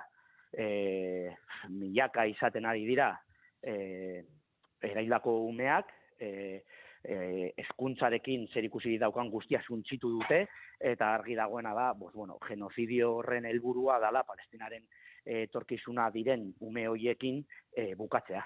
Eta horre, ezakit, jakin nahi dugu ere, klasetan eta nola lantzen da, edo zein izango litzateke gomendioa? Bueno, gu oso argi geneukan hasieratik umeek ikusiko dutela, gure umeek, euskal ume hoiek ikusiko dutela zer gertatzen ari dena. Alperrik da egotea eskutatzen edo bueno, orduan, biztan dena egin behar da, beraien ikuspuntutik, beraien begietatik azaltzea, baina azaltzea. Eta orduan, horri ekin genion, era ezberdinekin, izan ditugu baita ere, irakasle batzuen laguntza, jakin badakigu egon direla, egun iraiaztiko batzuk sortzen, eta hainbat ikastetxeetan, eta batez ere, DBH-en, eta nerabeen kurtsoetan, gauzak nola diren azaltzen saiatzen ari direla irakasleak. Azken adibideak izaten ari dira, edo izan dira, hobeto esan da, flotillarekin izan diren komunikazio zuzenak, bideodeiak, eta baita ere, azken hilabete honetan, urrian, ostegunero eman diren konzentrazioak gaztetxe guztietan, edo ehundaka ikastetxeetan. Jakin nahi dugu horri buruz, nola joan dira ostegunetako elkarretaratze hauek? Bueno, gure valorazioa ezin da positiboagoa izan.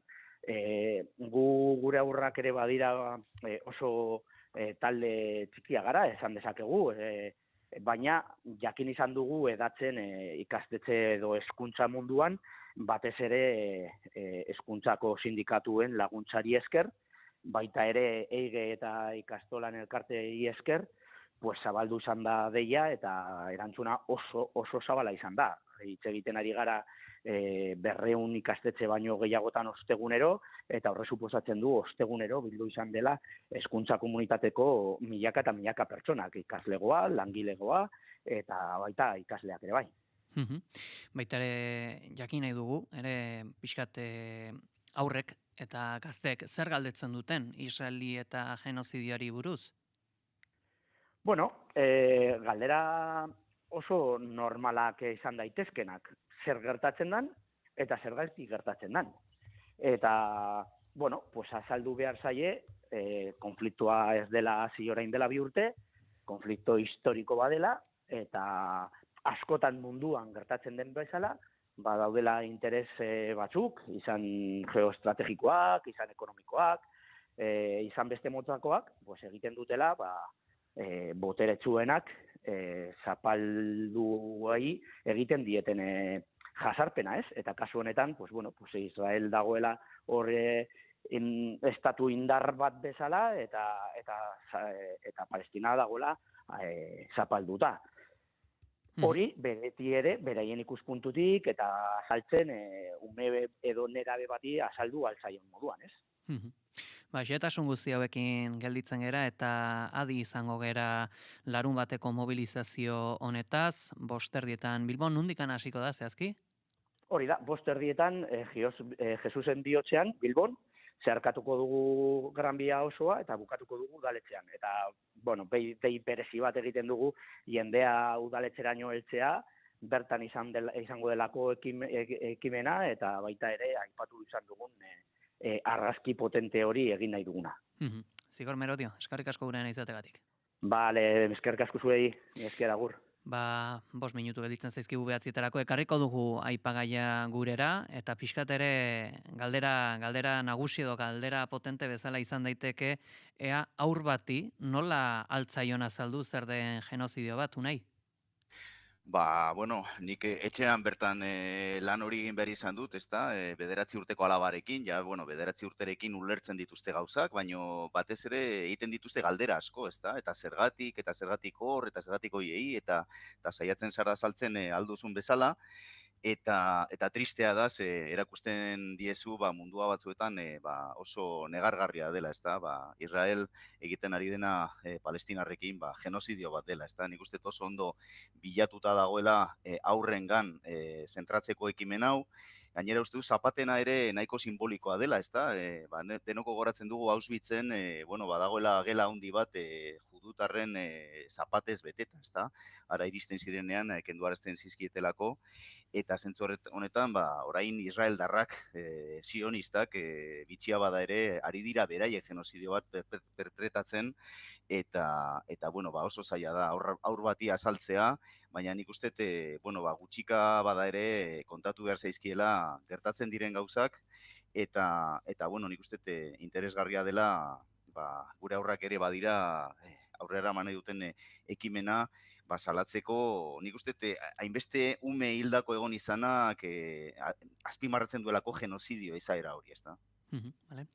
Bai, ni guztiz ados unaik aipatu duenarekin, nik gertutik ez dut lan hori egin behar izan, baina bai, guzti zenpatizatzen dut orain aurrei Palestinako genozidioaren inguruan lanketa txiki handi horiek egiten ari diren pertsona guztiekin, eta bai, bere biziko garrantzia dauka lan hori egiteak, batez ere memoria historikoa lantzen jarraitzeko, eta ahaztu ez dezagun, hori, naik aipatzen zuen Auschwitzeko zapataren gela hori, niri ere irudi hori etorri zait burura, Zigorrek zapaten aipatzen zuenean, eta nik uste dut aurrei pixkanakako errelato horiek kontatzen jutea, eta baldintzatu gabe, baina beraiek sortu dezatela beraien buruetan beraien historioa, eta helduak direnerako euki dezaten txikiak zirenean hori gertatzen ari zela, eta bai.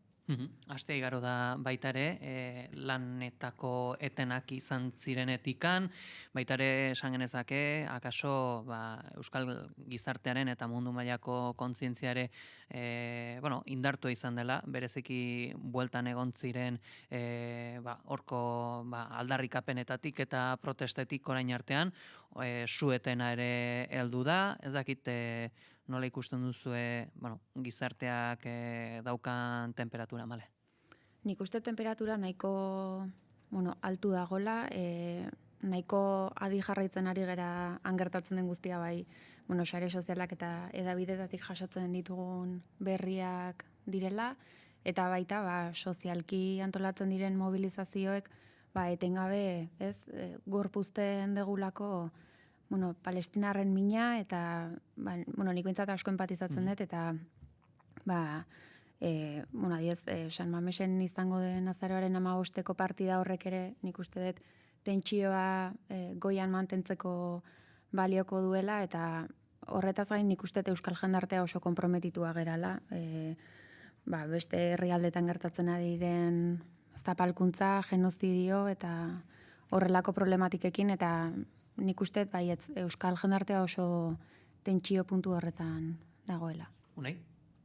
Eta gero gogorarazi behar da, zuetena, oso gauza bitxia izaten ari dela, ezta? Nik uste esaten ari dela 100 hildako baino gehiago egon direla 2 aste hauetan, eta gero azken orduetan bertan Israelek esan du badaukala asmoa anexionatzeko Zisjordaniako zenbait lurralde, eta zentzu horretan jarraitzen du gatazkak inoiz baino biziago egoten, eta horrexegatik beharrezkoak dira horrelako ekimenak, ezta? Aurreko batean, aurreko grebaren aurrean batzuek esaten zuten jada ez zeukala zentzurik, bake plana mai gainean zegoelako, eta ia dena konponduta zegoelako, ojala ala balitz, baina uste zoritxarrez jarraitu beharko dugula gogoratzen bertan gertatzen ari dena. Hain zuzen, bozketa hori dagokienez, J.D. Vance Israelen da egun hauetan eta esan du ez dela anexiorik egongo gaur-gaurkoz. It was a very stupid political stunt, and I personally take some insult to it. The West Bank is not going to be annexed by Israel. The policy of the Trump administration is that the West Bank will not be annexed by Israel. That will continue to be our policy. Proposamena inozotzat jo du, baina ez dakit Trumpen administraziotik jakina da, eragina daukala, baina inoiz ez dakigu zer espero daiteken, Unai? Bai, uste dut, inozo, uste dut ingelesez stupid esan duela, ez da? Bai. Alegia, nahiko, bueno, hitz fuerteak bota ditu Bansek, baina hala ere, nik uste tanok dakigula, antzerki batean ari direla, ze Israelek ematen duen pauso bakoitza, ze jakitun da Ameriketako estatu batuak, eta bueno, argi dago, aspalditik ari direla koloniak esartzen Zisjordeanian, eta ez bakarrik hori, baita ere egituratzen ari dira, ez da? Esate baterako, tranbia proiektu famatu horrekin, beraz, bueno, deklaratu ala ez deklaratu anexionatuko dituztela ezarritako kolonia horiek de facto egiten ari dira. Bai. Azkenean, bueno, Trumpen administraziotik gauza bat edo beste espero, ez dugu esan du jakingo bere ahotik ateratzen den arte eta irmoki betetzen doan enean, ez da, baina bai, nik uste hitzak alde batera utzita egin behar dela egoera guzti honen irakurketa global bat, ikusi nola garatu izan den hamarkada guzti hauetan agian horren genozidiotzat jotzen ez den prozesu guzti hau orain oso agerikoa bihurtu dena eta nazioarte mailan ere horrela izendatua izan dena eta bueno, balizko bake itun hori sinatu ondoren ere nolako jarraipena izan duen Israelen jarrerak Palestinarekiko orduan, anexioa bai edo ez, ikusiko da, ematen du norabide horretan ari direla, orduan, ikusiko da zer egiten duten. Ikusi beharko dugu. Goizeko 9:00 heldu dira eta Argentinara begirare jarriko gera. Javier Milei presidentearen gobernuak pozik aurkeztu bai ditu pobrezia datuak, baina zenbakien atzean errealitate garratza eskutatzen dela salatu dute asko. Iraia Kamra, egunon? Egunon, Pei eta egunon entzuleak. Argentinan pobrezia tasa 31,6 jaitsi da urteko lehen seilekoan azken 7 urtetako mailarik baxuenera. Javier Mileiren gobernuak datuak ospatu ditu, baina ditueko hartarazi dute errealitate ez dela inbaikorra. Indek estatistika institutuak soilik hiri handiak aztertzen ditu kontuan eta kalkulo egiten du adierazitako diru-sarreren arabera. Ez benetakoen arabera, horrek esan nahi du milaka familia estatistikatik kanpo geratzen direla. Gainera, alokairuak eta oinarrizko zerbitzuen garestitzea ez dira behar bezala islatzen, horrela askok ez dira pobreak datuen arabera, baina bizitza duin bat ordaintzeko borrokan jarraitzen dute. Bestalde, azken orduko bat Orioko emakume arraunlariek publikoki salatu dute klubeko zuzendaritzaren jarrera. 20 arraunlarietatik 16 sinatu dute adierazpen gogorra eta bertan salatzen dute jasan dituzten tratu txarrak, mespretxua eta berdintasun faltako egoerak. Arraunlariek argi esan duten, azkatuta daude isilik egoteaz eta zapaltzaileak entzuteaz. 2025ko denboraldia lazgarria izan da beraientzat. Salatu dutenez, Orio arraunketa elkarteko zuzendaritzak zalantzan jarri ditu haien profesionaltasuna eta errendimendua eta informazio faltsua zabaldu du. Horrez gain aipatu dute emakume izateagatik mespretxua, humilazio eta baldintza ekonomiko desberdinak jasan dituztela. Arraunlariek diote, egoerako okerrera egin duela eta klubak atzera egin duela emakume eta gizonen arteko berdintasunaren bidean. Adierazi dute honek min psikologiko eta emozional handia eragin dietela. Orioko arraunlariek balio matxisten berrikusketa eta berdintasun plana martxan jartzea eskatu dute, emakume arraunlarien eskubideak eta ongizatea bermatzeko. Eta amaitu dute esanez ez direla gehiago isilduko. Hauekin gelditzen gera, eta baita unaren ondik norakoak aipatu nahi ditugu. Itxaso Leon, egunon? Egunon, Pelle, egunon entzuleok. Ostiral honetan Gasteizko Legebiltzarrean falangearen ekitaldiaren harira gisakoak debekatzearen inguruko mozioak eztabaidatuko dituzte. Aste honen hasieran eman genizuen giza eskubideen behatokiak Peio Alkantarilla Mazotaren kasua berriro irekitzeko hartutako erabakia. Gaur agerraldia dute salatzaileak berak, abokatuak eta Euskal Herriko torturatuen sareko zein behatokiko ordezkariek. Politika gaiekin jarraitzeko EH Bildu Ezker Batuarekin bilduko da gaurkoan, eta bestelako kontuak Bilboko Lakasilan gripearen eta Covidaren aurkako txertodromoa estreinatuko dute. Donostian desazkunde turistikoaren aldeko Euskal Herriko topaketak abiatuko dira bihar arte, eta bestalde Irungo Harrera Sareak mainguruan antolatu du pertsona migratzaileen osasuna ardatz. David Beriain saria emango dute gaur gainera eta ekitaldi horren baitan gerra korrespontsalen maingurua ere egingo dute. Ekonomia aldetik Globoko langileek lanuzteak egingo egingo dituzte, eta Palestinarekin elkartasunak agerraldia egingo du ostiral honetan, talde israeldar batek azaroan Gernikan lointeken aurka jokatuko duela salatzeko eta horren inguruan kanpaina aurkezteko. Bestalde, Gipuzkoako Osasun Mentaleko zentroen arteko 11. futbol txapelketa ospatuko da. Aipatzeare Euskal Selekzio eta Palestina arteko partidaren aurreko elkartasun martxa aurkeztuko dutela Bilbon, eta bide batez gaur gauerako Realaren eta Sevillaren arteko norgehiagoka espero dugula. Kultura aipamen azkar bat ere, Sorginak putak terroristak Olatz Dañobeitiaren liburuaren aurkezpena. Hoiek eta gehiago jarraituko ditugu ostiral honetan. Hauekin gelditzen gara, eskerrik asko itxaso. Gero arte. Eguraldia eta trafikoa naiz irratian. Errepidetan bada nabarmentzeko jazorarik? Errepideak klase daude oraingoz. Ados, eguraldiaren nondik norako guztiak jasoko ditugu ere. Nabarmendu Euskal Herria lainotua daukagula goiz honetan. Nabarmenki temperaturek berantz egin dute gau honetan eta hauxe izango da asteburuko joera. Freskotasuna eta euri ere izango dugu. Nabarmentzekoak, une honetan Gasteizen dauzkagun 3 graduak, besterik ez, 6 gradu Iruñan, 9 gradu Bilbo eta Donibane Garazin, 11 gradu Maulen eta Donostian, 14 gradu berriz Baionan, eguraldiaren nondik norako guztiak, Ikerri Barluzeak. Atzoko kaskaraldiaren ondoren eguraldiak gaurkoan lasaialdi bat hartuko du. Goizean Ipar Euskal Herrian oraindik hodei baxu batzuk agertuko dira eta bertan ez da baztertu behar euri zaparradatxoren bat edo beste botatzea.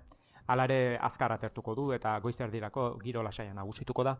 Gainantzeko lekuetan goizetik hasita ostarte zabalak nagusituko dira eta eguraldi ederra izango da.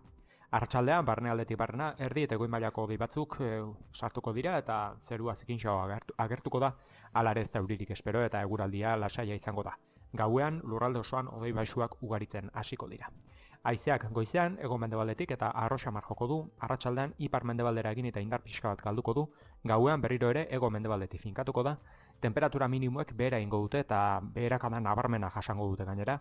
Minimoak 2 eta 12 gradu bitartean errendituko dira, Araba eta Nafarroa erdialdean eta Altu Xamarra duen lekuetan txokoren batean itzot puntu bat izatea baztertu gabe, maximoek aldiz antzeko jarraituko dute, Kantabriar isurialdean 17 eta 19 gradu bitartean errendituko dira, eta Ego isurialdean 14 eta 20 gradu bitartean, temperatura freskoenak Araba eta Nafarroa erdialdean eta Altu Xamarra duen lekuetan emango dira, altuenak aldiz Erriberan.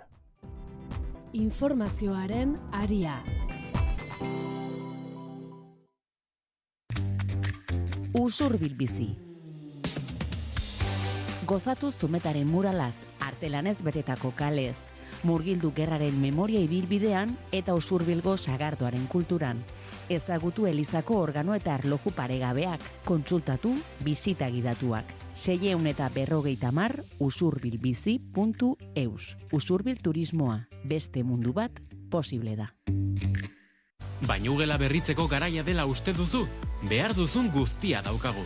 Zeramika, komunontziak, txorrotak, dutxa itxiturak, altzariak eta osagarriak. Denetarik leku bakar batean. Alkain Hondarribia eta Alkain Astigarraga. Erantzunik profesionalena bainugela mota guztietarako. Bai, Alkainen! Euskal Herria Palestina bufanda. Eskuratu naizekin Euskal Selekzioak Palestinarekin azaroaren 15ean jokatuko duen partidarako bufanda. Eskatu naiz dendan. denda.naiz.eus. Eta etxean jasoko duzu partidaren eguna baino lehen.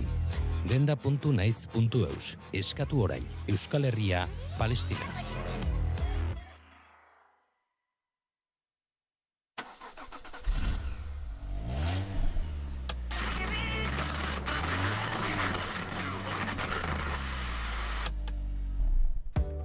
Irratia kotxean argi eta ozen entzun nahi duzu, 2 urratsetan egin dezakezu.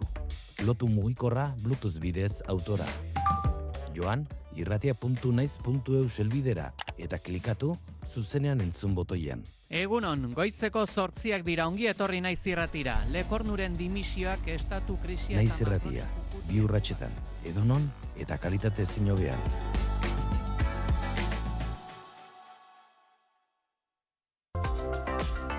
Kultura eta hizkuntza politika sailak, hizkuntza politikarako sailburu ordetzak diruz lagundua.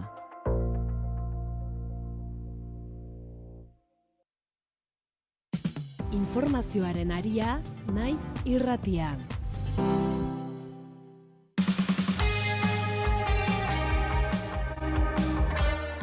Goizeko 9 eta 9 hemen jarraitzen dugu Naiz Irratiko informazioaren arian, analisi mailaren tartean, eta goiz honetan gurekin daude Unai Fernandez de Betoño eta Malen Dominguez.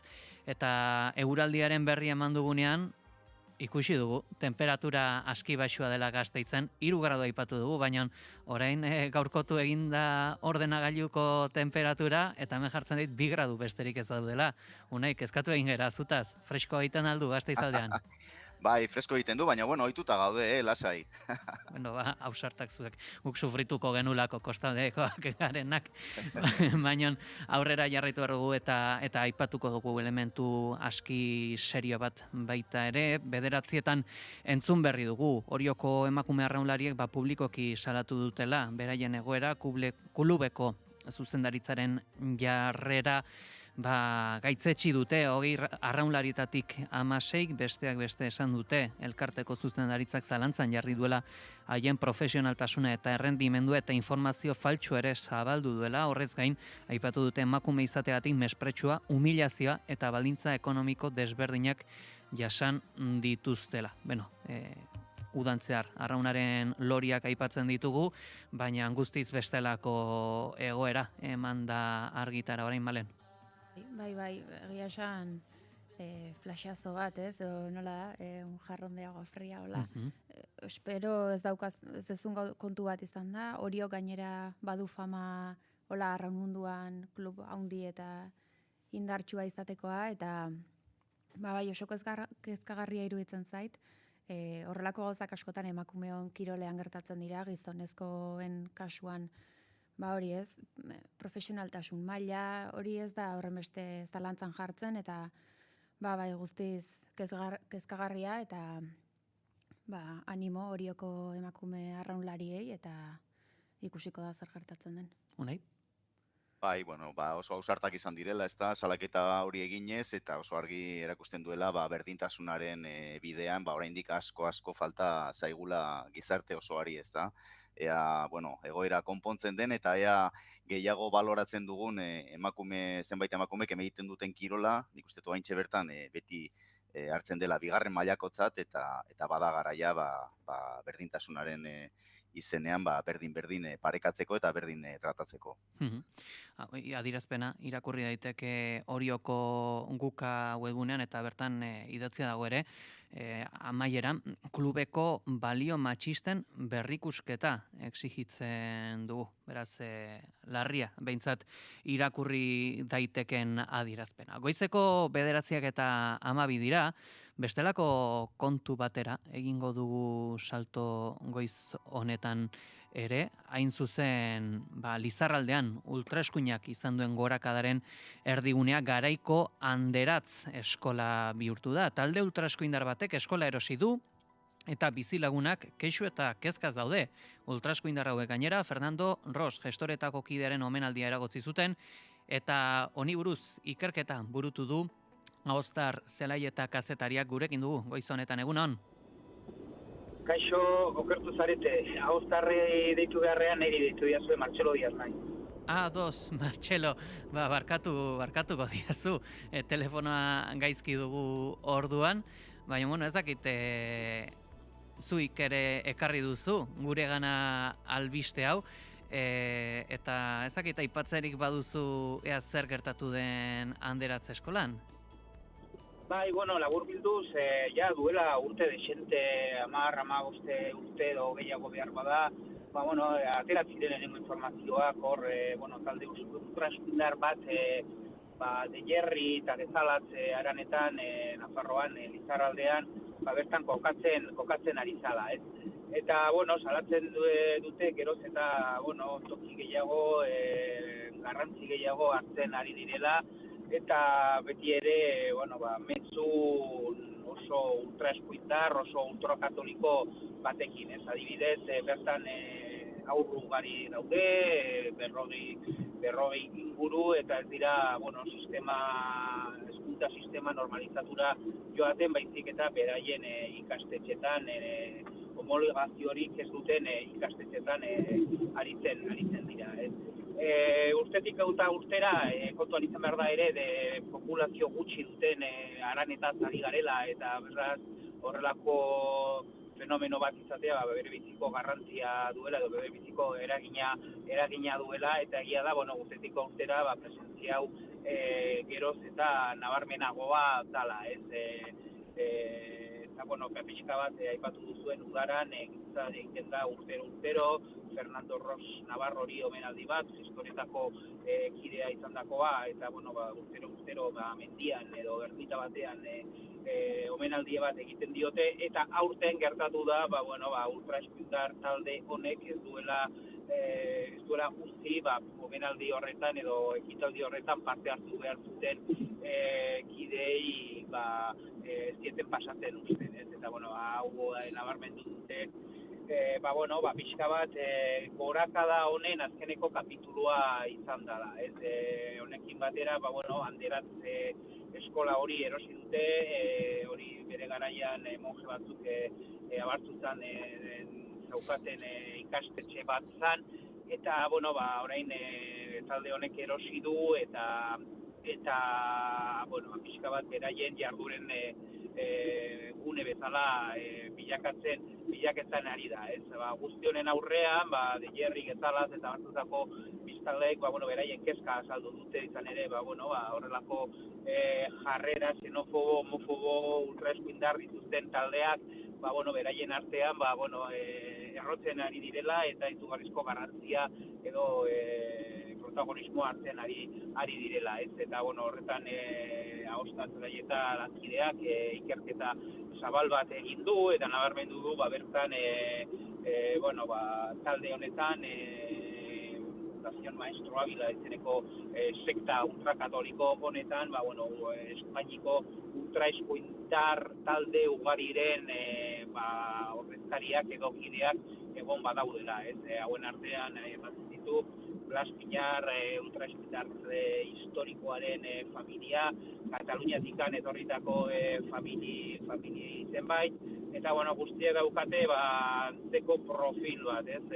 Betidanik talde ultraeskuindarretan parte hartu izan dute, hauteskundetan hautagaiak izan dira talde hauen izenean, eta salatzen dutena edo beraien kezka da, biztanle guzti hauen kezka da, geroz eta presentzia osoen eta nabarmenagoa izaten ari direla talde hauek Nafarrako baiara hauetan. Xetasun hauekin gelditzen gera, Martxelo, eskerrik asko beste behin ere zure ekarpenagatikan. Ondo izan, gero arte. Eta, aipatuko dugu hasiko era gutxinaka murgiltzen analisi mailan aipagai honekin ere, ez dakit, deigarria bada, sekta itxurako talde bat, ultraeskuindarrak, normal, bizilagunak kezkaz sentitzen balen? Bai, nik ere irakurri detenean kezkatu naiz, Nafarroan horrelako sekta eskuin mutur eta, ultrakatoliko eta, objektibo asko jarri altzaion sekta bat dagoela. Nik hor kezkagarri bezala ikusten detena da, utxik zegoen, espazio publiko bat zena, eskuin muturrak bere egin duela, erekina erosiz edo, eta jendartean presentzia fisikoa hartzen ari direla, diskurtso eta sare sozialetako indar horretatik aparte, orduan, gorpuzte hori nire ustez bada kezkagarria, bai Euskal Herrian eta baita mundu mailan gertatzen ari den kontua da, espazio, edo erekin publiko edo, fisikoki kalean ikusi ditzakezun lokal edo erekinak beraienak izatea eta beraien gotorleku edo, espresio biderako elementuak ikustea. Gurekin daukagu, Aostar Zelai eta kazetaria, Lizarraldean ultraeskuinak burutu duen edo handeratze eskolan sortu duen gune hau ikertu du berak. Egunon? Egunon, zuzen naiz. Aipatzen gen biltzan, Lizarraldean, eskola bat izan dakoa hartua, ultraeskuina, sekta itxurako antolaketa, fundazioa, egoitza antzekotzat hartu dute eskola hau eta bertan gauzatzen dituzte beraien jardunak edo beraien mugimendua han sustatzen da? Nik hainbesterako ez dakit. Guk egin duguna da pizkat, zurrumurru bat zegoen, handeratzako eskola hori erosi zutenek ze harreman zuten Maestro Abila fundazioarekin, ultraeskuindar fundazio bat, eta nolabait publiko ziren datu bakarra ziren, Riosako elkarte batek erositako erosia zela.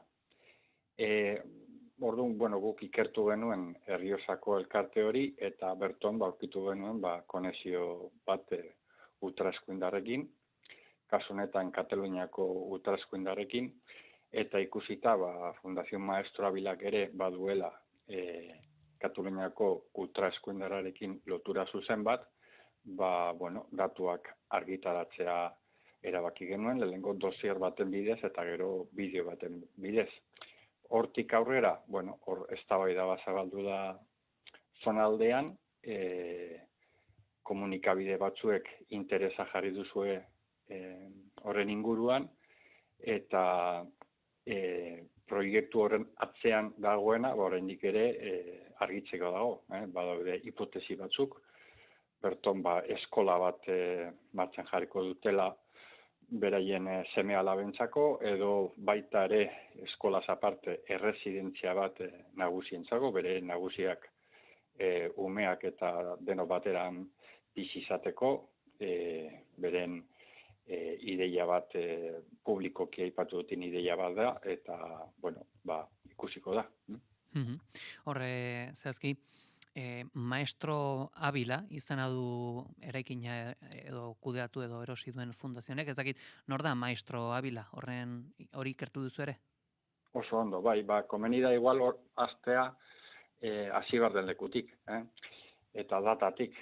2009 urtean Fundazio Maestro Abila sortu zen, fundazio horren atzean dago pertsonaje bat, Elizari lotuta ondena urte askotan, gerora Elizatik kanporatu zuten, eta ezaguna da zeren Beloradoko aferarekin, monjen aferarekin lotura zuzena duen apaiz oia da, eta gero fundazioa sortzeko laguntza eman zioten Blas Pinarren familiak. Blas Pinar ultraeskuindarraren historikoaren lobak laguntza eman zioten Jesus Alfaro apaiz oiari. Eta 2009tik aurrera Arginanon eta zonalde horretan etxebizitza batzuk erosten dituzte eta eskola bat martxan jartzen dute.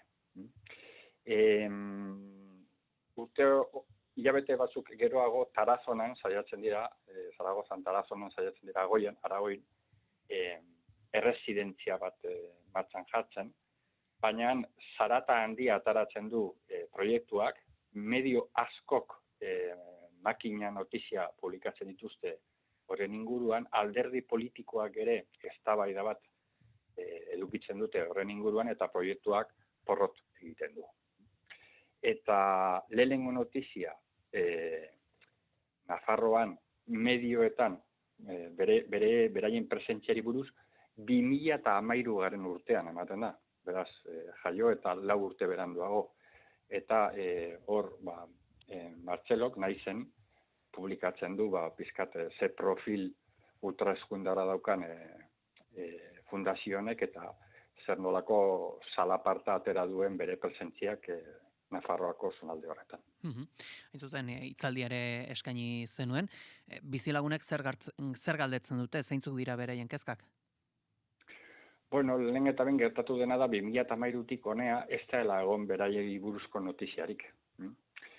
Behar bada, beraiek aprobetxatu dituzte aukera batzuk bat, etxe bizitza merkea daudela, leku bat non jende asko kanpora joan den, etxe bizitza utxik gelditu dira asko eta merke, gero da mediatikoki oso zona nolabait ez ezaguna, esan da ez du notiziarik ematen, eta beraiek hor eroso daude, ez daukatelako bisibilidade mediatikorik, eta eskola bat ere jarri zuten martxan, eta behar bada nolabait bizibilidade hori galtzen hasi ziren, Nafarroako gobernuak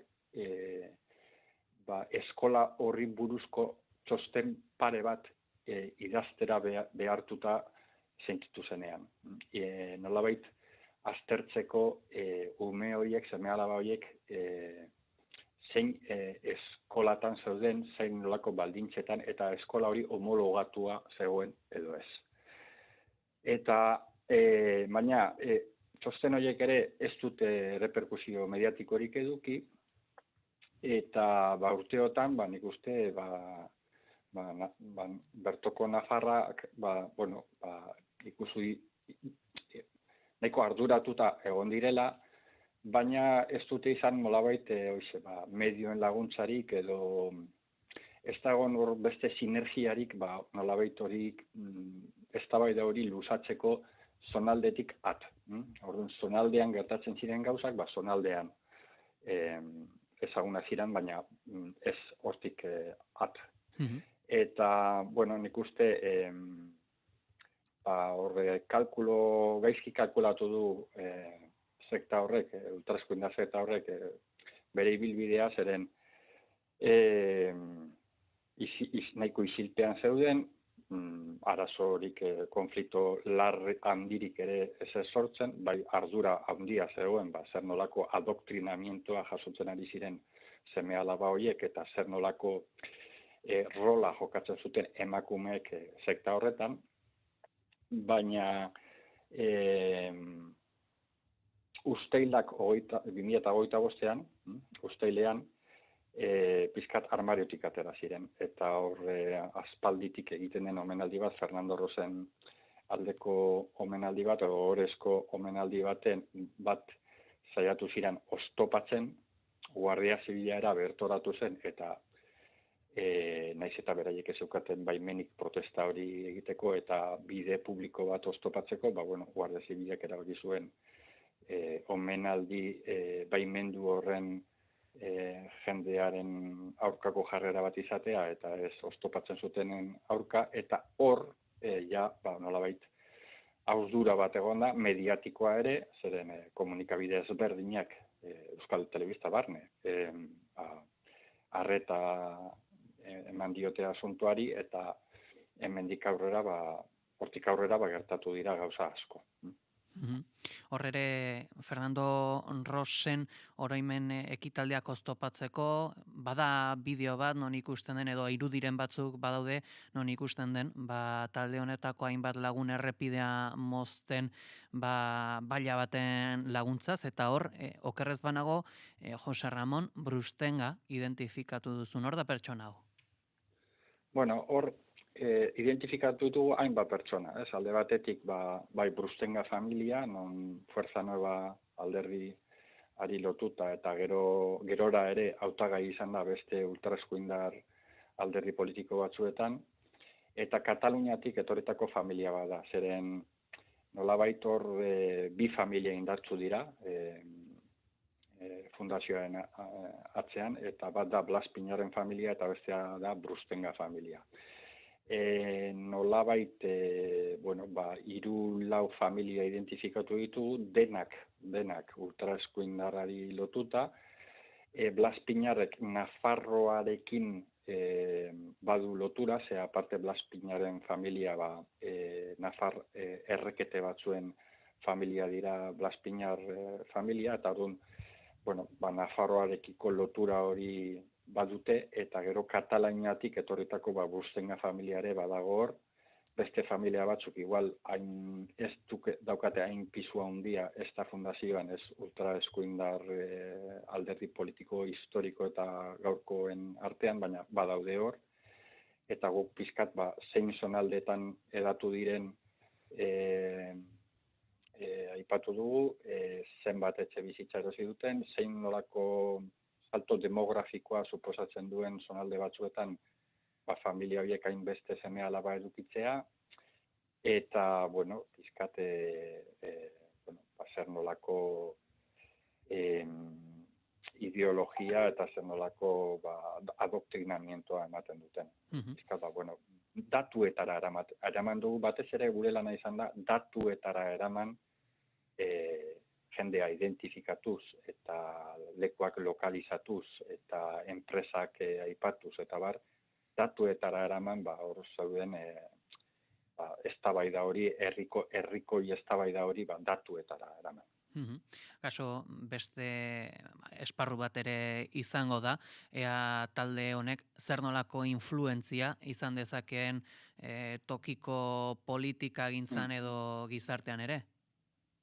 Bai, ikustea dago, gertatu dena nahiko esanguratsua da, zeren 700.000 eurotako diru sarrera bat egon da, udaletxe bati. Behar bada udaletxean ere, ez dute asko egin publikatzeko edo plazaratzeko edo transparentzia egiteko nor ari zen erosketa horren atzean mugitzen. Eta, zalantza daude orain ja armariutik atera direla eta zarata mediatikoa jasatzen ari direla eta ia salto politikoaren bat egongo den eta beren indar demografikoa aprobetxatuz nolabait alderdi bat sortzea edo. Nik momentuz ez dut ikusten mugimendu hori, ez dute nabaritzen mugimendu hori, baina posiblea da. Argi dagoena da, beraiek saiatu direla lokalizatzen edifizio handi bat, prezio honean, ez dira, enpresak gizonak dira asko, ez dira jaio berriak enpresa munduan, eta nahi izan dute, aukera ekonomiko hori aprobetxatu, baliatu, beraientzako zentro propio bat izateko, bai eskola mailan, bai residentzia mailan, eta bai bizitzeko denak elkar eta pizkat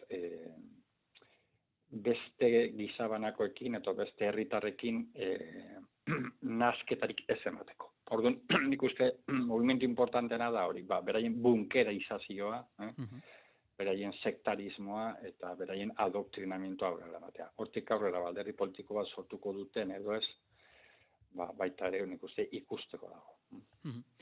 Elementu guzti hauekin gelditzen gara, baina agurtu aurretikan ere beste galdera bonus bat egin beharra dizut, guztiz bestelako kontu bati buruz, Pradalesismo liburua idatzi duzu berriki, eta liburu hau ere argitara eman zen eta idatzi zen Eneko Goiak bere alkatetza utzi aurretik.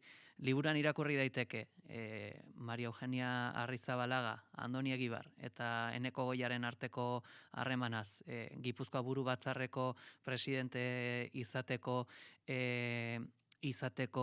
naikeriak ere aldira aipatu, Eneko Goiaren agurra uler daiteke berak Gipuzkoa Buru Batzarreko buru izan aizuelako eta ez diotelako utzi edo ez duelako horretarako behar beste babesik izan?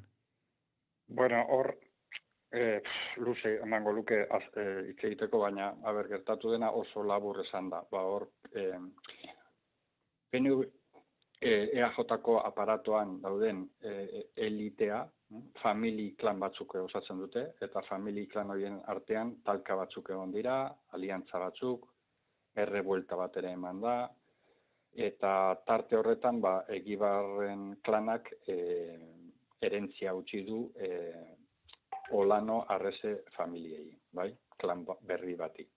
Ez da berria, da, klan honi. Eta hor, Eneko Goiak tarte gutxi zeukan nolabait aukera bat izateko, norbait izateko aparatuan.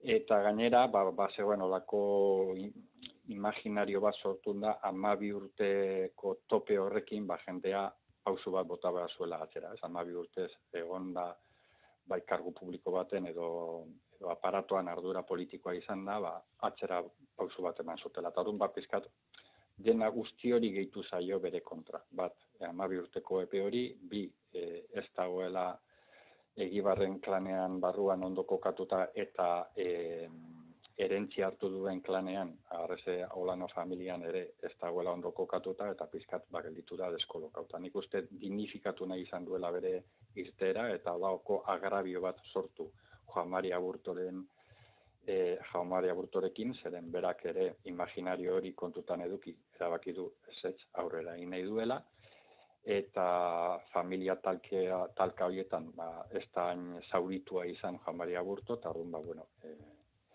pizkat hor barne mailan gauza gehiago daude esateko kanpora esan direnak baino.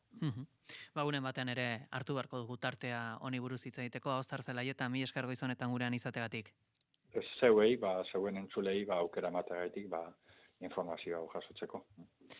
Nahi duzun arte. Aipatuko dugu edo atzera egingo dugu aipatuz Lizarraldeko egoitza edo etxe eskola honetara, ultra familia batzuk, 3-4 familiak, erosi egin dute garaiko ikastetxe bat zena, zehazki Lizarraldeko Anderatze eskola eta Aostar Zelaietak nabarmendu digu, familia hauen baitan egon daiteken arreta elementuak izan daitezkela, adoktrinamendu kontua, ultraeskuindarrarekiko lotura, bunkerizazio bat, sekta itxura edota, baita ere indar demografiko gisa uneren batean ere tokiko alderdi ere bihurtu daitezkela.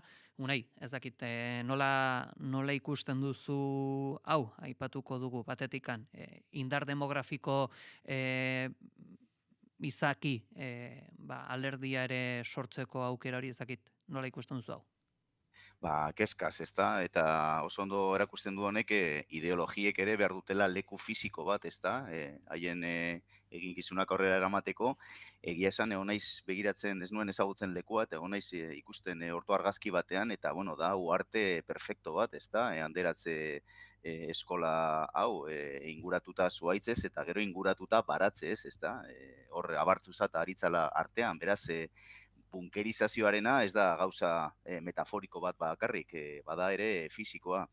Eta nik uste, ultraeskuinak behar duela ere leku fisiko bat, Nafarroan ez da lehen aldiz halako zer gertatzen dena, gogoratu behar dugu Eskribade Balaguerrek sortutako sektak ere, unibertsitate bat aurrera eramateko sekulako lursailak lortu zituela, garaiko Iruñeko udal gobernu frankistak ia oparitu ziolako, eta zentzu horretan honek ere kezkatzeko parada ematen digu, ezta? Nik uste ere hor klabeetako bat dala Aostar Zelaietak esandako salmenta, ezta? Hor 700.000 euro kobratu ditu Abartzuzako udal gobernuak, hor independiente batzuk daude okrez banago aspalditik, eta nik ez dakit bazekiten zer ote zegoen horratzean, baina nik bai argi daukadala da hemendik aurrera baiara hortan eta Lizarralde osoan esango nuke kontua handiz ibili behar direla gutxienez ondasun publikoak saltzen direnean jakiteko ean hor dagoen atzean eta zer egin nahi duen ondasun publiko horiekin. Vale? Bai. Bueno, lehen pixkat aipatu dut ere ez, eta unaik ere orain esan du espazio fisikoa ideologiek hartzen dutenean, ikusgarriago egiten dira eta gorpuztu egiten dute beraien jardun hori eta nik ere kontsultatu dut Anderatzeko eskola zaharraren argazkia eta egia esan beldurrezko pelikula bateko eraikin bat da, hor zuaitzez inguratuta, ez dakit, sektarismo horrekin guztiz lotzen duten irudia da, orduan. Ikusi beharko da, aurrera begira nolako eragina daukaten beraiek, bai demografikoki eta aipatu ditugun, beraien eskola, helduentzako erresidentzia moduko horrekin, eta bai, tentuz hartu beharko da, aurrera begira ondasun publikoak saltzen direnean, agian ez instituzio publikotatik jarri daitekelako nola baiteko muga, zein erosleri altzaion saldu eta zeini mugaren bat jarri. Hor, muga horietan ere, akaso esanguratsu izan daitekena, Aostarrek aipatu dizkigun, Nafarroko gobernuaren bitxosten horiek, bertan egon daiteken hezkuntza zentro horregatikan, zakit akaso deigarria da, bertatikan bide bat edo hasi ez izan edo? Bai. Nik uste, Claro, homologatuta egon gabeko eskola bat martxan jartzeak eta beraien baloreak bertatik transmititzeak eta hor eskuartze publiko bat egiteko aukera, ez dakit, eskumenik dagoen horretarako ez ditut eskumen horiek ezagutzen, baina esango nuke, zentro bezala izendatzeko homologazio hori beharko dela eta are gehiago onartutako kurrikulum baten baitan eztea, bertako aurrak ere bai. Bai, eta gobernuak ez badu hartzen ekimena kontu hauek salatzeko, egin beharko dena da herrigintzatik ere ikertu, zabaldu, pixkata ostar zelaietak eta inguruko herritar kezkatu batzuek egin bezala, eta kasua azaleratu. Neri, interesgarri iruditu zait nola esan duen Tarazonatik aldegin zuela sekta honek, azkenean eskanbila sortu zelako, ezta? Eta behar bada, hemen ere jarraitu behar da gertatzen ari dena zabaltzen eta oso adi egoten. Bagoitzeko 10 gehi gutxi direla ere, zentzu honetan, ultraeskuinaren eragin ezberdinetaz hitz egiten jarraitu beharra dugu, jakina baita, ultraeskuinaren auspotzean olakoa den eta honen eragina zeintzuk izan daitezken, zantzu biziki argigarria izan daiteke ere, mugimendu honek estetikan duen eragina eta aurreko aipagaiarekin lotura emanez ere, horren berri eman dute sare sozialetan. ¿Habéis visto que antes había coches coloridos y ahora solo son blancos, negros y de tonos no llamativos? ¿Llega? ¿Habéis visto que la estética de nuestras cantantes favoritas es una clara respuesta al momento conservador y reaccionario que estamos viviendo? Veníamos de esto y ahora tenemos esto. Teníamos esto, esto y esto y ahora tenemos esto, esto y esto. Que conste en acta que las adoro a todas y que hablo de la forma y no del fondo. No, en serio, ¿por qué el modelo de estética se mueve entre la mujer de Kennedy o Marilyn Monroe? ¿Qué está pasando y qué dice la sociología? En momentos donde triunfan ideologías progresistas, vemos que se lleva lo disruptivo, salirse del molde, colores, formas. En cambio, ¿qué pasa con el arte cuando triunfa la ideología conservadora? Cuando hay inseguridad económica, miedo, imposibilidad de imaginar futuros alternativos. Ay, amigo, que nos hacemos un clean look. Es súper interesante ver cómo hasta la persona que se considera más ajena a la política verá cómo su vida, sus gustos, su estética será impactada por la ideología dominante del momento. Bourdieu explica que el gusto no es ni natural ni neutral, de hecho está relacionado con nuestro estatus social. Y Giddens y Bauman nos vendrán a decir que en una sociedad donde todo es rápido, cambiante, inseguro, adoptar una estética y un modo de vida minimalista, donde todo es simple, nos dará una sensación de control y de estabilidad. Algunos por Twitter ya se empiezan a hacer estas preguntas. ¿Vosotras os habíais dado cuenta de esto antes? Bideo hau, Miriam Jimenez soziologo eta politologoarena da, bere sare sozialetan ikus daiteke, estoi aipatzen zuenean, horri ikusten ziren bideoan argazki zehatz batzuk, artista batzuenak, janzkera zehatz batekin joera bat duena, eta bideo honen berri, lankidei ere eman genienean, jakinarazi ziguten, naizen, Nerea Loron, La Furia abeslariak hitz egin zuela, dagoeneko honi buruz iritzi artikulu batean jada, El beige es de fachas iritzi artikuluan. Bertan aipatzen da modak eragiten dizu eta garrantzitsua dena ideologia du. Lehen begiratuan interneteko bilatzaile batean iak esaten du beixa patxadarekin neutraltasunarekin dotoriozerekin lotzen da. Neutraltasunan fasismoak hazi eta eskubide sozialak murrizten dira, arrazismoa, matxismoa, LGTBIQ+ fobia aurrera doaz eta bitartean genozidio bat baina gehiago gauzatzen da munduko gobernu gehienen pasibotasunaren aurrean. Neutraltasuna eta lasaitasuna botereri eusten diotenek bakarrik har dezakete leku gaiztoak dira. Moda izan dadia neutrala, beixa ematen dizkigu ematen den mezuaren arrasto batzuk. Honi buruz ere jakiteko gurekin daukagu, hain zuzen, Nerea Loron bera, La Furia, egunon? Aupa, egunon. Jakin nahi dugu, zein izan da, artikulu hau idazteko izan duzun motivazioa? Bueno, oindala asko, irakurri nuen Instagrameko pagina batian, deitzen dela La Curva de la Moda, post bat horri buruz hitz egiten, ez? Ez da nire ideia originala, uste dut ez dagoela ideia originalak, danok gauzela, ez dakit, edaten de muchos sitios, ez? Eta pagina oso interesgarria da, beti lortzen dutenez moda politikakin. Da, tipa hau argentinarra da, eta, bueno, bere ikuspuntu oso interesgarria da nietako beti. Orduan, horri ikusi nuen zehozer, hitz egiten, pues, como del conservadurismo y de la estética, ¿no? Eta gero bebai, beste leku batean irakurri nuen beste momentu batean, Osea, hau, nere kolumna igual da como el resultado de unir ideas que vas viendo por ahí, eta hau irakurri nuen martzoan, Osea, ez dan como muy reciente. Eta lo tenía escrito bebai, igual udatik. Baina también me parecía igual una cosa como un poco oin bai gauz igual uste dut Rosalía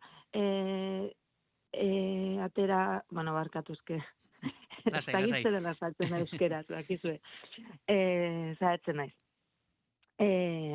Rosalía atera, bere portada atera eta gero, pues, jende guztia dago hitz egiten bere, osea, horri buruz bebai.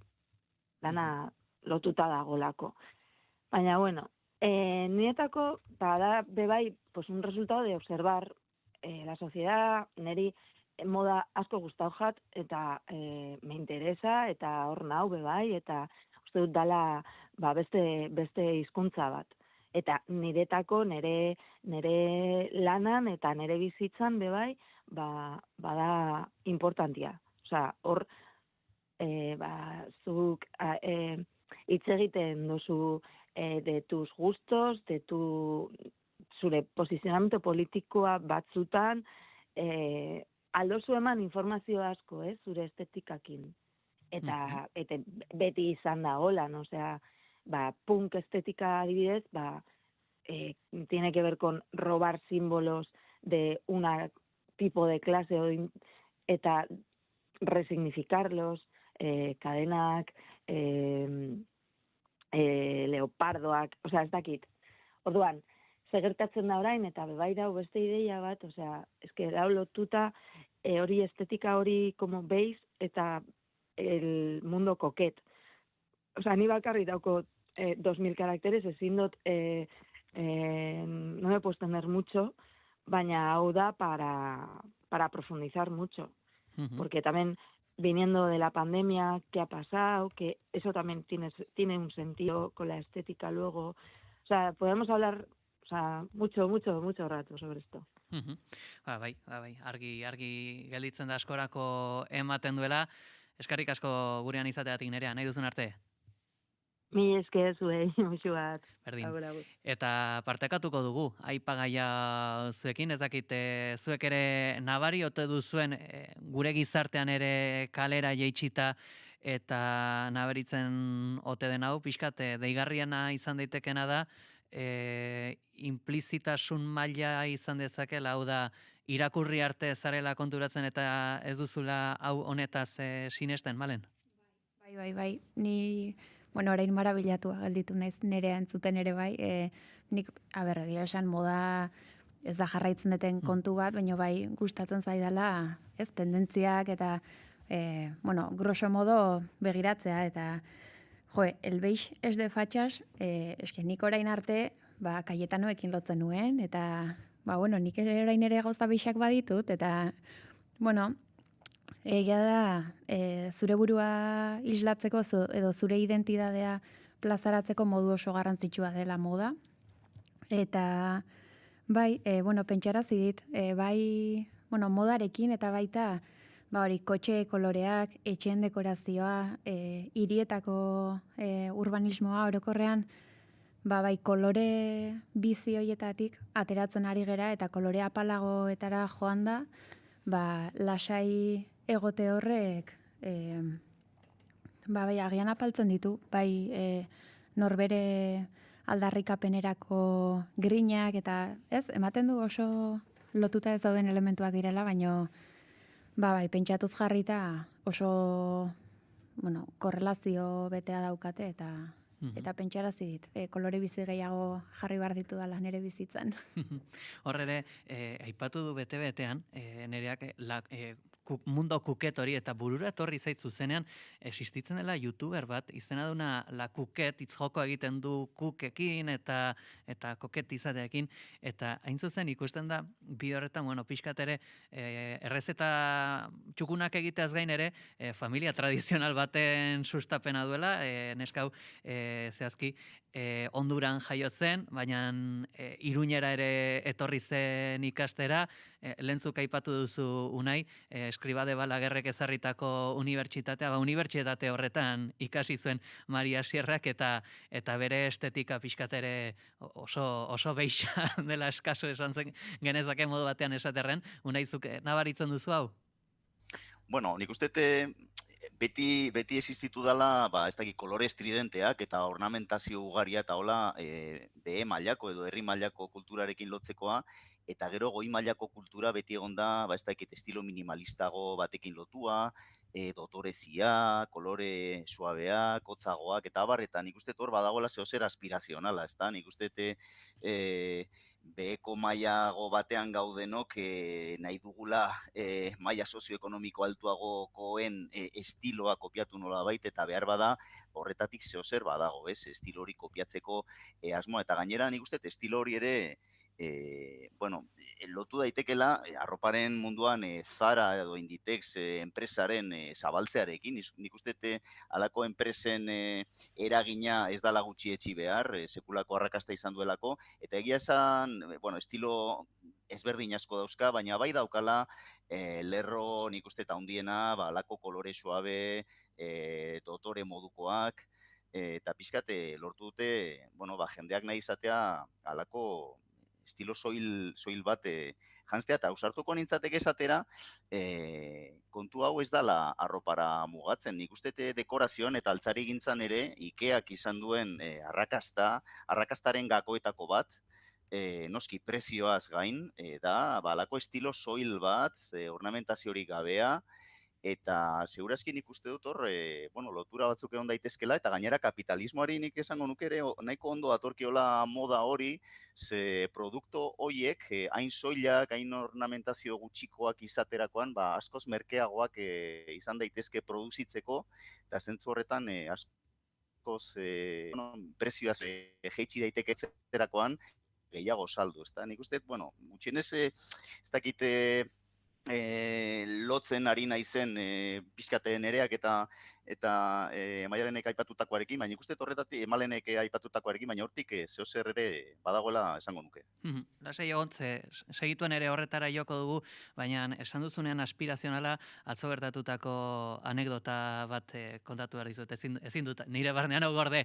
Atzo autobusan ninduala, sartu zen neska talde bat, denak hola janzkera pijuekin, eta nola, bagenekien aipagai hau ekarriko nuela, fijatu nintzen beraien janzkeran, eta gehienak zijoazten hola bestonuak, tonu grisak, ilunak, eta arreta dituzidan gero autobusen sartu zirenean, hasi zirela oso zen hitz egiten beraien artean, eta hasi ziren komentatzen zer jango zuten, eta esaten zuten, makarroiak tomatearekin edo arroza jango zutela, eta pentsatu nuen, itxura oso pomposoa, baina gero Donostiara etortzen zera kongresu batengatik, ze kongresu baten akreditazioak zeuzkaten soinan, eta pentsatu nuen, eta Donostira etorri baldin bazera, eta gero makarroia jan nahi dituz, ezakit zer iruditzen zaizuen, baina zuk esan zu aspirazionala, baina adibide praktikoa da, akaso? Bai. Bai, guztiz. Bai, makarroiak eta arroza janari merke eta triba betetzeko, ez nuke esango klase altuko jendearentzat, ez? Publikoki, nik makarroiak eta arroza jaten dut. Eta, kurioso neska horien estetika eta... Zentzu horretatik ere, zurera eramanez aipaga jaunai, bada beste joera bat gaur egungo gizartean, nik deitzen diote etxe zuri eta garratuak, baten batek ere zebren etxea ere izena jarri du. Ahora mismo todas las ciudades de España están sufriendo fenómeno arquitectónico, desarrollo urbanístico que genera este tipo de edificios, que son una fórmula que permite generar una visión del edificio que haga que tú no seas capaz de identificar el tamaño de las ventanas, que tenga profundidad de terraza, te venden la moto, que es un poco el lema que tiene esta cuenta del bloque Zebra. O sea, al final es como fast food, ¿no? Se construye con un sistema que le permite a las promotoras vender rápido y bien, puede gustarle a las masas que van a comprar la vivienda. ¿Qué pasa? Que vale para cualquier cosa, porque puedes ver hospitales, una VPO, en la que vivienda vale 100.000 euros, edificios de vivienda que vale 1 millón de euros. Unai, zein da etxe bizitza hauen zentzua jarriko zen iguke argi pixkat honetan? Nik uste oso interesgarria dela peli bi gai hauek lotu izana, ezta? Eta nik uste oso lotuta daudela. Egia esan, gain arte ez dut horrela pentsatu, baina nik uste lehen esan ditugun gauza asko esan daitekela honen inguruan, Zebra estiloko eraikin hauen inguruan. Nik ere entzuna neukan Kontesa eraikinak, ezta? Tarta hori, txokolate eta nata daukana, pixkate itxura hori daukate, eta nik esango nuke lortu dutela promotoreek, nik ez dakit baten ideia izan den edo batzuen, baina ikusi dute produktu bat, etxeak merke xamar egiteko, baina irudikatzeko goi mailako eraikinen emaitza, ezta? Halako dotorezi bat lortzen dute, pixkat lehen komentatu duguna, nik gutxienez komentatu Zararen estiloarekin, halako zer lortu dute, eta egia esan, ari dira promotoreak errepikatzen ideia hau, ikusi dutelako ondo xamar saltzen dela, eta gero produzitzeko ez dela garestiagoa. Izan ere, marra txuriak, Zebra eraikin hauen marra txuriak normalean izaten dira hormigoi aurre fabrikatuko panelak, eta beraz aurre fabrikazio bat ere badago atzetik, eta beraz errazago eta azkarrago eta merkeago produzitzen dira kasu askotan, eta zentzu horretan ikuste ere badagoela zehozer aspirazionala, garai batean etxe merkeak lotzen genituen adreiluzko eraikin itxusi hoiekin, eta bapatean ikusi ditugu txuri beltze hauek, eta iruditu zaigu beste maila bateko etxeak direla, nahiz eta akaso babes publikokoak izan, ezta? Beraz, nik uste oso bigai ezberdinak direla, baina oso lotuta daudela. Honi buruz ere galdetu genion, Denis Itsasori. Gaur egun ikusten da etxe berri guztiak zuriak eta karratuak direla. Ez dakit, zentzua dauka eta batez ere jakinik zenbat euri egiten duen Euskal Herrian sapai horizontala izatea, ez dakit, pixkat ezoiko edo da. Begira ni ez naiz teknikaria eta seguraski frivolidade bat izango litzateke nik nire iritzi arrunta ematea. Teknikoki pentsatzen dut proiektuak beti ondo pentsatuta daudela, eta baduela zentzuren bat izango duela, eta gauzak ondo pentsatuta daudela, ez? Beste gauza da estetikoki zer iruditzen zaidan. Nik uste dut guztion artean etxebizitza babestuaren garapenak edo proiektuak edo prestigiatu behar ditugula, ez? Eta horretarako importantea da horren atzetik dagoen kalitatea. Eta kalitatea diodanez, aipatzen dudanean, esango nuke, importantea dela baita ere, etxebizitza babestu guztiak ez daitezela berdinak izan. Alegia, dibertsitate arkitektoniko puntu bat, edo eredu arkitektoniko desberdinei erantzuten dioten etxebizitzak garatzeko gai izan behar dugula, ez? Nik uste dut, batzutan evidente egia dela, auzo jakin batzuetan zeintzuk diren etxebizitza babestuak eta zeintzuk diren etxebizitza libreak, ez? Segurazki hor, badagoen kostuen, azken arazo bat, baino ez bakarrik. Nik esango nuke, bisitatu izan ditut Europa mailan hainbat hiri, nun eta etxebizitza babestu, kalitatezko etxebizitza babestu asko egiten diren, eta etxebizitza bariatuak diren, anitzak diren, diferenteak diren, eta horrek ere ematen dio beste alaitasun bat auzoei, ez? Daneak ez daitezela alegia berdinak izan. Eta hondik ere, batzutan ikusten dute Euskal Autonomia Erkidegoan egiten diren hainbat poligonos residenzialetan, batira etxebizitza guztiak berdinak, horri ere eskua sartu nahiko nioke, baina ikusiko dugu, azken batean, badaude baita ere ezaugarri tekniko batzuk bete behar direnak, ez? Eta gero, kostuaren ere arazoa hor dago eta kontutan hartu behar dugu. Ezagitu nahi zerbait aipatu nahi duzu buruz? Bueno, nahiko ados nago Itsasok esandakoa, baina nik uste gehitu behar zaiola hemen, igual arkitektura aurreko hamarkadetan arkitekto estudio txikiek ere egin zezaketen, egiten zituzten halako promozio txikiak eta nik uste azken urteetan, eta hain zuzen ere Zebra eraikin hauek edo Kontesa eraikin hauek ugaritu diren garaian promotora handiak ari dira kopatzen merkatua hainbat arrazoirengatik, eta segurazki beraiek askoz gutxiago arriskatzen dute, eta horrek ekartzen du halako uniformidade bat ere, lehen aipatu du arroparen kasuan, altzari gintzan, eta baita ere, arkitekturaren munduan, aurkitu dute produktu bat ondo saltzen dena, gainera balio duena errazak eta leioak eta integratzeko, ez dakit, halako diseinu, soil eta dotorezi kutsukoa, eta zoritxarrez, Itsasok esaten duenaren kontra, bilakatzen ari da auzo batzuk, honen monokultibo modukoak, ez da? Malen, ezakita aipamen laburren bat egin nahi bat dimuzu, demora gainera etorri nahi zaigula. Bai, nik gehiago biktima paperetik hitz egingo dut. Etxe bizitza, horrelako etxe bizitza bat, erosi dut bikotearekin, eta behitu Zebra etxea edo Kontesarekin bat eukiko dugu, eta bai, egia da, erosle paperetik oso errex sartzen dela, lehio handiak, azalera, ondo saltzen dute, eta gero barrutik guk jarriko dizkiogu kolore biziak eta emango diogu neutraltasun horretatik ateratzeko bizitza. Ondori hoiekin gelditzen gera, ezakit ondoriztatu dezakegu ere estetika zen bat duen politikatikan, Malen Dominguez eta Unai Fernandez de Betoño, mila esker goizonetan gurean izategatik. Ondo, eskerrik asko.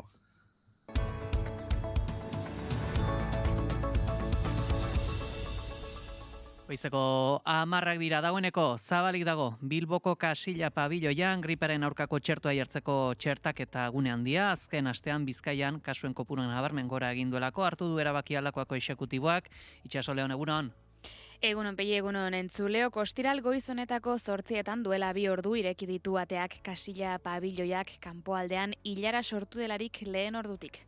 Hartu nahi nuen zita griperen kontra zertua ipintzeko eta ematen zidaten urrengo astean ostiralean edo. Eta justo hemen ja azten zenez, pensatu genuen gatoz biok eta gito.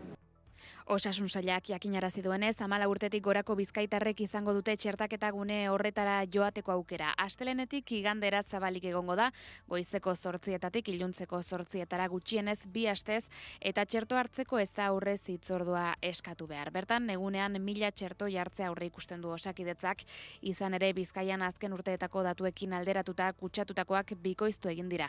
Txertodromo horren helburua da herritarren immunizazioa bizkortzea, arnasketa gaixotasun horren intzidentzia aurreko kanpainekin alderatuta aurreratuko delakoan ospitaleetan eta larrialdi zerbitzuetan antzeman den bezala bereziki Bizkaian.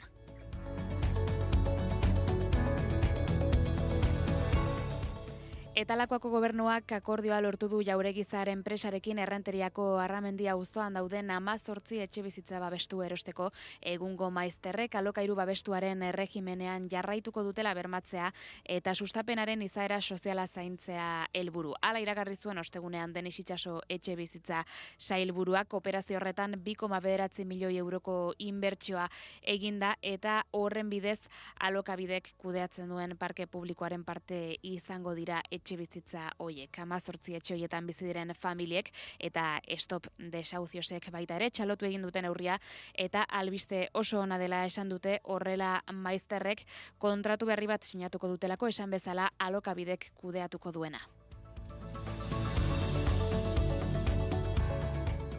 Eta gogor ekarriko dugu, asteburu honetako larun batetik iganderako goizaldeak ordutegi aldaketa ekarriko duela. Udakotik negukora, neurri hori bertan bera uzteko Europar Batasunean aspaldidanik blokeatuta dagoen eztabaida baten testu inguruan.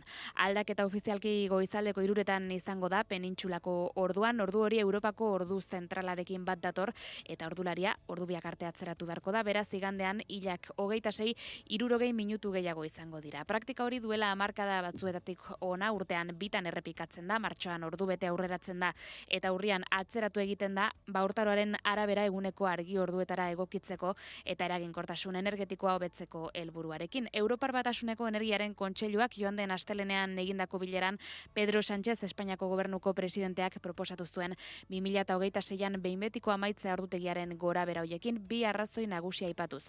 Energia aurrezteko neurriak gaur egun duen eragin eskasa eta Europarren gehiengoaren iritzia. Como sabéis, esta semana se vuelve a cambiar la hora, otra vez, y francamente yo ya no le veo sentido.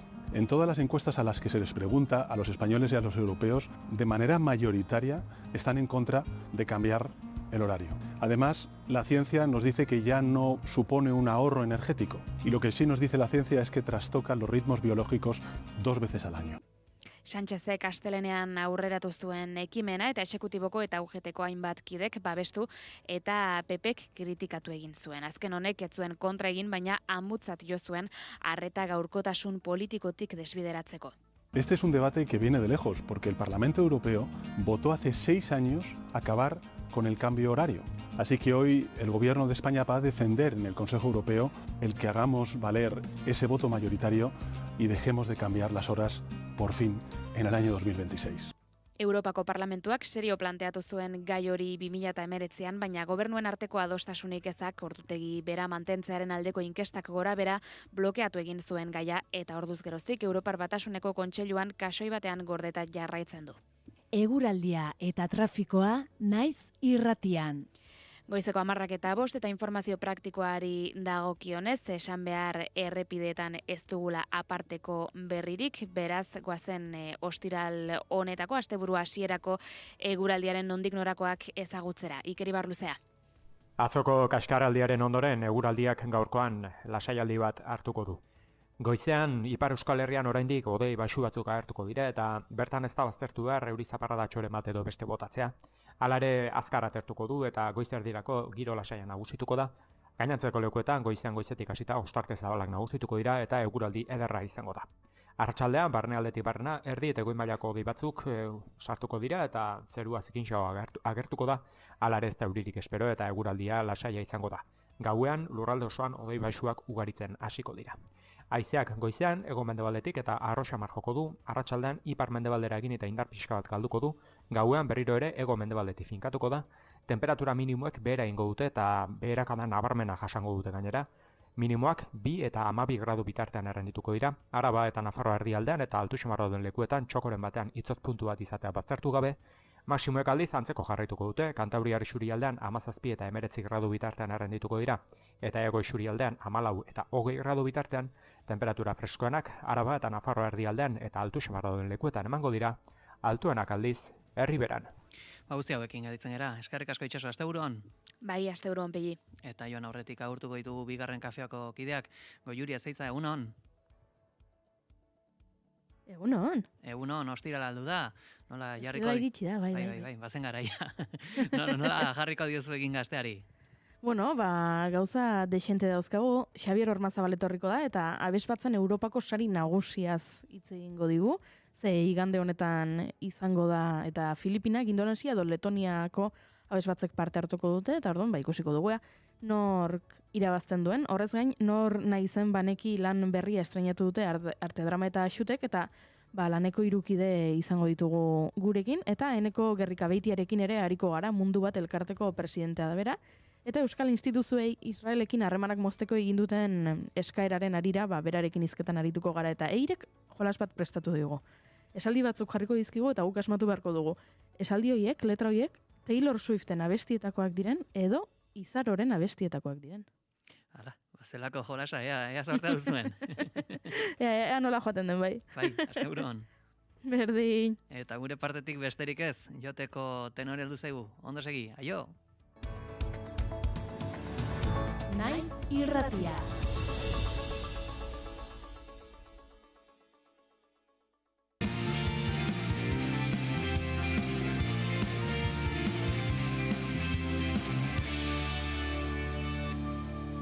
Naiz irratian, bigarren kafea.